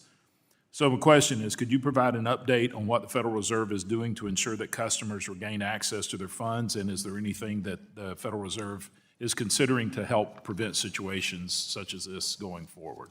So I don't have a lot of specifics for you on that. I am assured that we're still very much doing everything we can to try to get people their money back and to avoid similar occurrences.